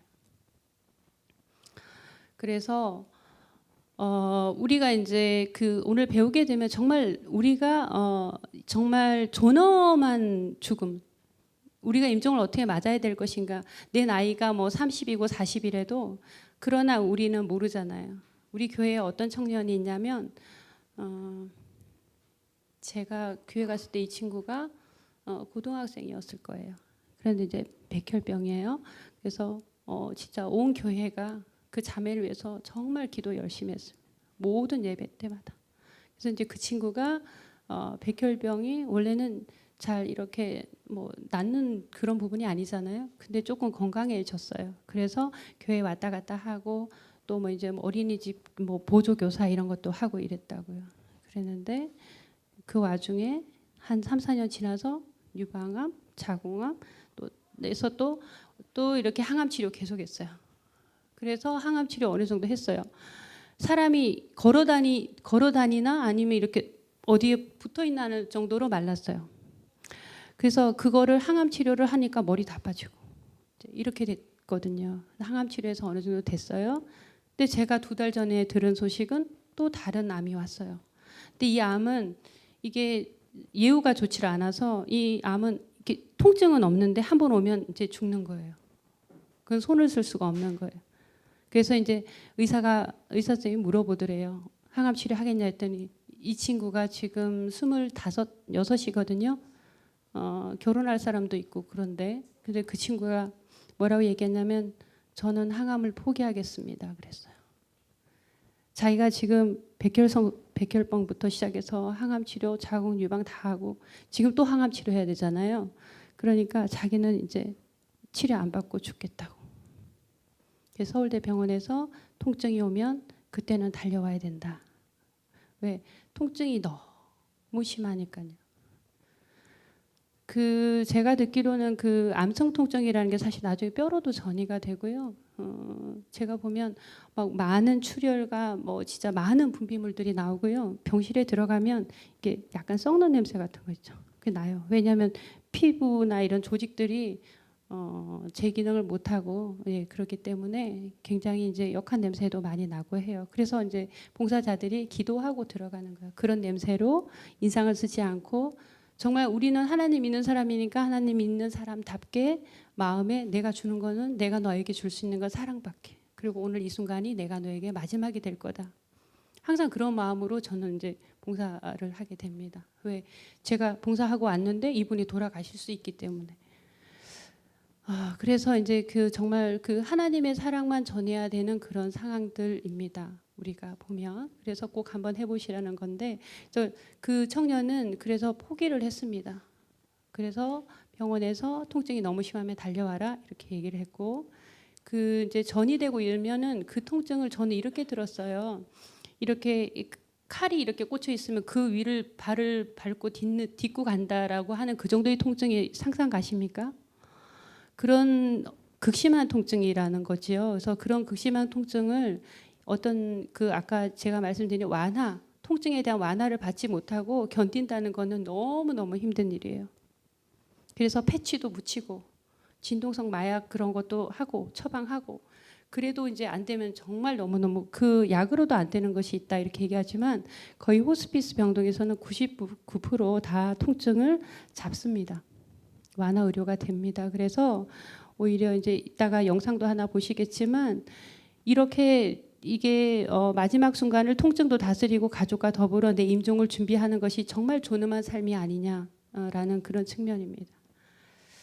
그래서 호스피스는 완치가 불가능하고 죽음이 예견되는 환자와 그 가족까지예요. 그게 호스피스예요. 그래서 이분들에게 신체적 통증이 너무 오니까요. 육체적으로 그다음에 정신적으로는 어떻게 정신적으로 사회적인 것도 많이 단절되고 자기가 하던 역할에서 다 내려놓게 되잖아요. 그럼 사람이 얼마나 힘들겠어요. 그리고 영적 돌봄, 내가 죽으면 어떻게 될까 이런 것도 고민하거든요. 근데 그럴 때 이제 목사님이 오셔서 영적 돌봄 하시는 경우가 많고요. 그다음에 의료의 여러 부분으로서 종사하는 의사, 간호사, 복지사가 여기 호스피스 병동에 상주하게 됩니다. 이 세 사람이. 그리고 뭐 이제 성직자, 이게 이제 호스피스 완화 의료법을 이제 그 계류가 돼 있을 때 국회 통과를 할 때 성직자까지 넣어달라고 했는데 이게 완전히 무시가 됐어요. 근데 앞으로는 아마 들어가야 될 사항이고요. 말기 환자의 삶의 질을 높이고 편안한 임종을 이루게 하는 총체적인 돌봄 서비스다. 그러니까 육체적으로만 고통을 다스려 주는 것이 다가 아니라는 거예요. 그래서 신체적, 사회적, 그다음에 영적 돌봄, 이거 다 포함한 영적 돌봄이 호스피스인데 우리는 너무나 간단하게 그냥 제가 그 사전 연묘 의량서도 작성을 하는데 어떤 분은 이렇게 얘기해요. 죽으러 가는 거 아니냐. 왜 그렇게 생각하세요? 했더니 그냥 그 호스피스 병동에 넣어놓고 아무도 안 온다는 거예요. 아무도 안 온다. 나 거기 이제 죽으라고 넣어놓고 아무도 안 온다는 거예요. 그래서 그렇지 않습니다. 이제 그 얘기를 좀 해드렸는데 어차피 중환자실에서 호수 10개 뭐 이렇게 다 꽂고 죽으나 그리고 오히려 호스피스 병동에 와서 완화받고 돌봄 받으면서 내 임종을 맞는 거하고는 굉장히 다른 상황인데 사람들이 오해를 굉장히 많이 하던 부분이 있어요. 그래서 정확히 좀 전달을 해줬으면 좋겠다는 생각이 있습니다. 자, 이 어원은 이 호스피스 어원은 호스페스라고 해서 손님과 주인을 두 가지 잘 뜻하는 라틴어에서 왔는데요. 이 호스피스에 대한 것을 이렇게 쭉 아마 기사나 이런 걸 검색하면 중세 이제 유럽에서 나와요. 이제 수도자들이 아니면 이제 성지순례 가고 이런 사람들이 묵고 여행객들이 쉬어가는 휴식처였는데 나중에 이제 십자군 전쟁도 하고 이러면서 아픈 병사들을 돌보기 시작한 것이 수녀들의 목이 되었고 그래서 그때부터 이제 간호를 베풀어 주면서 시작하는 거기서부터 호스피스가 유래가 됐습니다. 그래서 11세기부터라고 하는 게 이제 십자군 1090년 십자군 전쟁 그때부터 그 즈음에서 호스피스라는 개념이 이제 유럽에서 발달하기 시작을 했고요. 몇 세기 동안 로마 카톨릭의 전통에서 호스피스는 아프고 상처 입고 죽어가는 여행자와 순례자를 접대하는 장소로 자리매김을 했어요. 그런데 오늘날의 호스피스의 개념은 병원이나 요양원 등의 기관에서 불치병에 대한 완화 치료를 하는 것을 이름이라고 현대적 개념으로 정의를 하고 있습니다. 근데 환자가 집에서도 호스피스의 그런 돌봄을 받을 수 있잖아요. 그런 것도 다 포함이 호스피스 개념에 포함되는 겁니다. 자, 그런데 우리가 호스피스를 할 때 이 부분에 우리가 기억해야 될 사람 한 사람 있습니다. 시슬리 손두스라고. 이분이 원래는 간호사였어요. 간호사였는데 이제 그 환자들을 이렇게 하다 보니까 이런 생각이 들었어요. 사람에게 이제 이 어떤 자기 소명 같은 것도 받았을 거고 영국 사람인데 그러다가 내가 이렇게 하지 말고 의사로서 공부를 더 해야 되겠다 해서 의사가 돼요. 그런데 이 사람이 발견한 것 중에 하나가 뭐냐면 사람에게는 의학적으로 치료하는 거 말고도 정서적인 게 굉장히 중요하다는 걸 알았다는 거예요. 이 사람 얘기는. 그래서 이 부분을 높이 평가를 하는 부분이에요. 저도 이제 병동에 이제 딱 들어가면 이제 이분들은 몸이 굉장히 차잖아요. 순환이 잘 안 되기 때문에 손발이 차거든요. 그러면 이제 손이나 발을 이제 뭐 발 마사지도 하고 손 마사지도 해줘요. 근데 이렇게 딱 잡고 이제 손이 제가 따뜻하니까 이렇게 잡고 가만히 있으면 너무 좋다 이제 이렇게 얘기해요. 이게 우리가 사람이 접촉을 한다는 게 굉장히 중요하잖아요. 그리고 한 가지 더는 사람이 이렇게 그 이타적인 행동을 하잖아요. 다른 사람을 사랑하고 돕고 봉사하는 이타적인 행동을 하잖아요. 그러면 사람의 면역 체계가 굉장히 좋아져요. 모르셨죠? 제가 대표적인 케이스입니다. 제가 이거 굉장히 개인적인 이야기인데 제가 심장이 좀 안 좋거든요. 그런데 약을 안 먹은 지가 한 3년 이상 돼요. 전혀 안 먹어요. 그런데 그래서 생각을 해봐요. 내가 요즘에는 이렇게 별로 아프지도 않고, 근데 이제 이 죽음학 공부한 지가 한 3년 됐거든요. 이제 이 공부하면서 이제 그런 생각이나 또 종교적인 영역도 굉장히 클 거라고 생각을 해요. 근데 실제적으로 이제 스탠포드 대학에서 의대에서 이거를 데이터를 가지고 한번 해봤는데 한쪽 방에는 게임이 막 돌아가는 영상을 하고 한쪽은 이제 봉사 채널이나 그런 걸 보겠어요. 그런데 이제 이 뇌에 그 면역 체계를 감당하는 그 호르몬의 수치가 굉장히 올라간 거예요. 그러니까 이타적인 행동을 하거나 생각을 하거나 말을 하는 것은 우리 본인에게도 굉장히 유익하다는 거예요. 그래서 봉사는 나도 좋고 남도 살리고 서로 좋은 거예요. 많이 하시기를 바래요. 실제로 그 헤모글로빈이 우리 피가 빨간 거는 헤모글로빈의 그 색소 때문에 그렇잖아요. 이게 동그랗게 원형인데 건강하지 않은 사람은 이렇게 찌글찌글 찌그러져 있어요.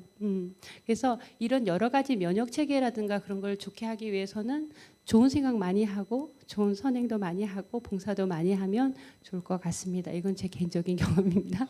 네, 그래서 시슬리 손두스가 말기 환자들이 정을 통한 돌봄으로 환자들의 공포와 걱정뿐만 아니라 신체적인 증상도 완화되는 것을 이 사람이 발견을 하게 된 거예요. 그래서 호스피스를 병동을 세우고 하는 그거에 대해 생각을 이제 확증하게 된 거예요. 병보다 환자에게 집중하는 것을 강조했어요. 이 사람은. 병든 인간이 아니라 인간에게 병이 있을 뿐이에요. 자, 아주 굉장히 그 시각이 다른 거예요. 그래서 이 사람이 단지 아픈 것을 육체적인 고통뿐만 아니라 아까 사회적이고 정서적이고 신체적 이런 부분만 정서적이고 영적인 것까지 다 포함해서 총체적인 고통을 이 사람의 시각에서 봤다는 거에 대해서 이 사람을 높이 평가하는 겁니다. 밑에 신체적 측면뿐만 아니라 정신적, 사회적, 영적 부분도 포함하고 있다라고 나와 있죠. 시슬리 손두스가 1967년에 현대 호스피스의 효시 성 크리스토퍼 호스피스를 설립을 하게 되었어요. 근데 이제 중요한 것은 단순한 차원의 수용 시설이 아니다. 인생 말기를 맞은 자에게 육체적 고통을 경감시키고 정신적으로 편안한 임종을 맞게 하는 게 목적이에요. 우리가 호스피스 병동이 없다면 어떻게 임종을 맞을까요? 기존의 방식대로 중환자실에서 죽을 때까지 치료나 케어를 받으면서, 아니면 중환자실에 갈 여건이 안 된 사람은 어떻게 해요? 집에서. 그러나 집에서 이렇게 만약에 임종을 맞게 된다면 이런 통증이 완화되지 않으니까 얼마나 고통이 심하겠어요. 그럼 죽음의 질이 확 떨어지는 거예요. 자, 이분의 철학이요. 제가 볼 때는 거의 정말 이게 성경적인 철학이에요. 당신은 당신이기 때문에 소중합니다. 당신은 생의 마지막 순간까지 중요합니다. 우리는 당신을 위해 할 수 있는 모든 것을 하려고 합니다. 우리는 당신이 평화롭고 생을 마칠 수 있도록 도울 뿐 아니라 그때까지 의미 있는 삶을 살 수 있도록 도우려고 합니다. 이게 지금 호스피스 철학인데요. 우리가 이렇게 사람들을 사랑하면 좋겠어요. 이렇게 사랑하면 전도가 안 될 수가 없을 것 같아요. 그렇지 않아요? 당신이 당신이기 때문에 소중하고 생의 마지막 순간까지 중요하고, 내 전도 대상자는요, 이 사람이 죽을까 봐 걱정이야. 내가 먼저 죽기 전에 이 사람을 전도해야 되잖아요. 생의 마지막 순간까지 중요하고 당신을 위해 할 수 있는 것을 하려고 합니다. 평화롭게 생을 마칠 수 있도록 도울 뿐 아니라 이분이 전도가 되고 영혼 구원이 되면 생을 평화롭게 마칠 수 있겠죠. 내가 죽으면 어떻게 될까? 나 믿지도 않으면서 지옥 떨어질까? 이런 생각하겠죠. 얼마나 불안하겠어요. 그때까지 의미 있는 삶을 살 수 있도록 같이 도와주는 거죠. 너무 좋죠. 이 철학이 제가 보니까 너무너무 훌륭해요.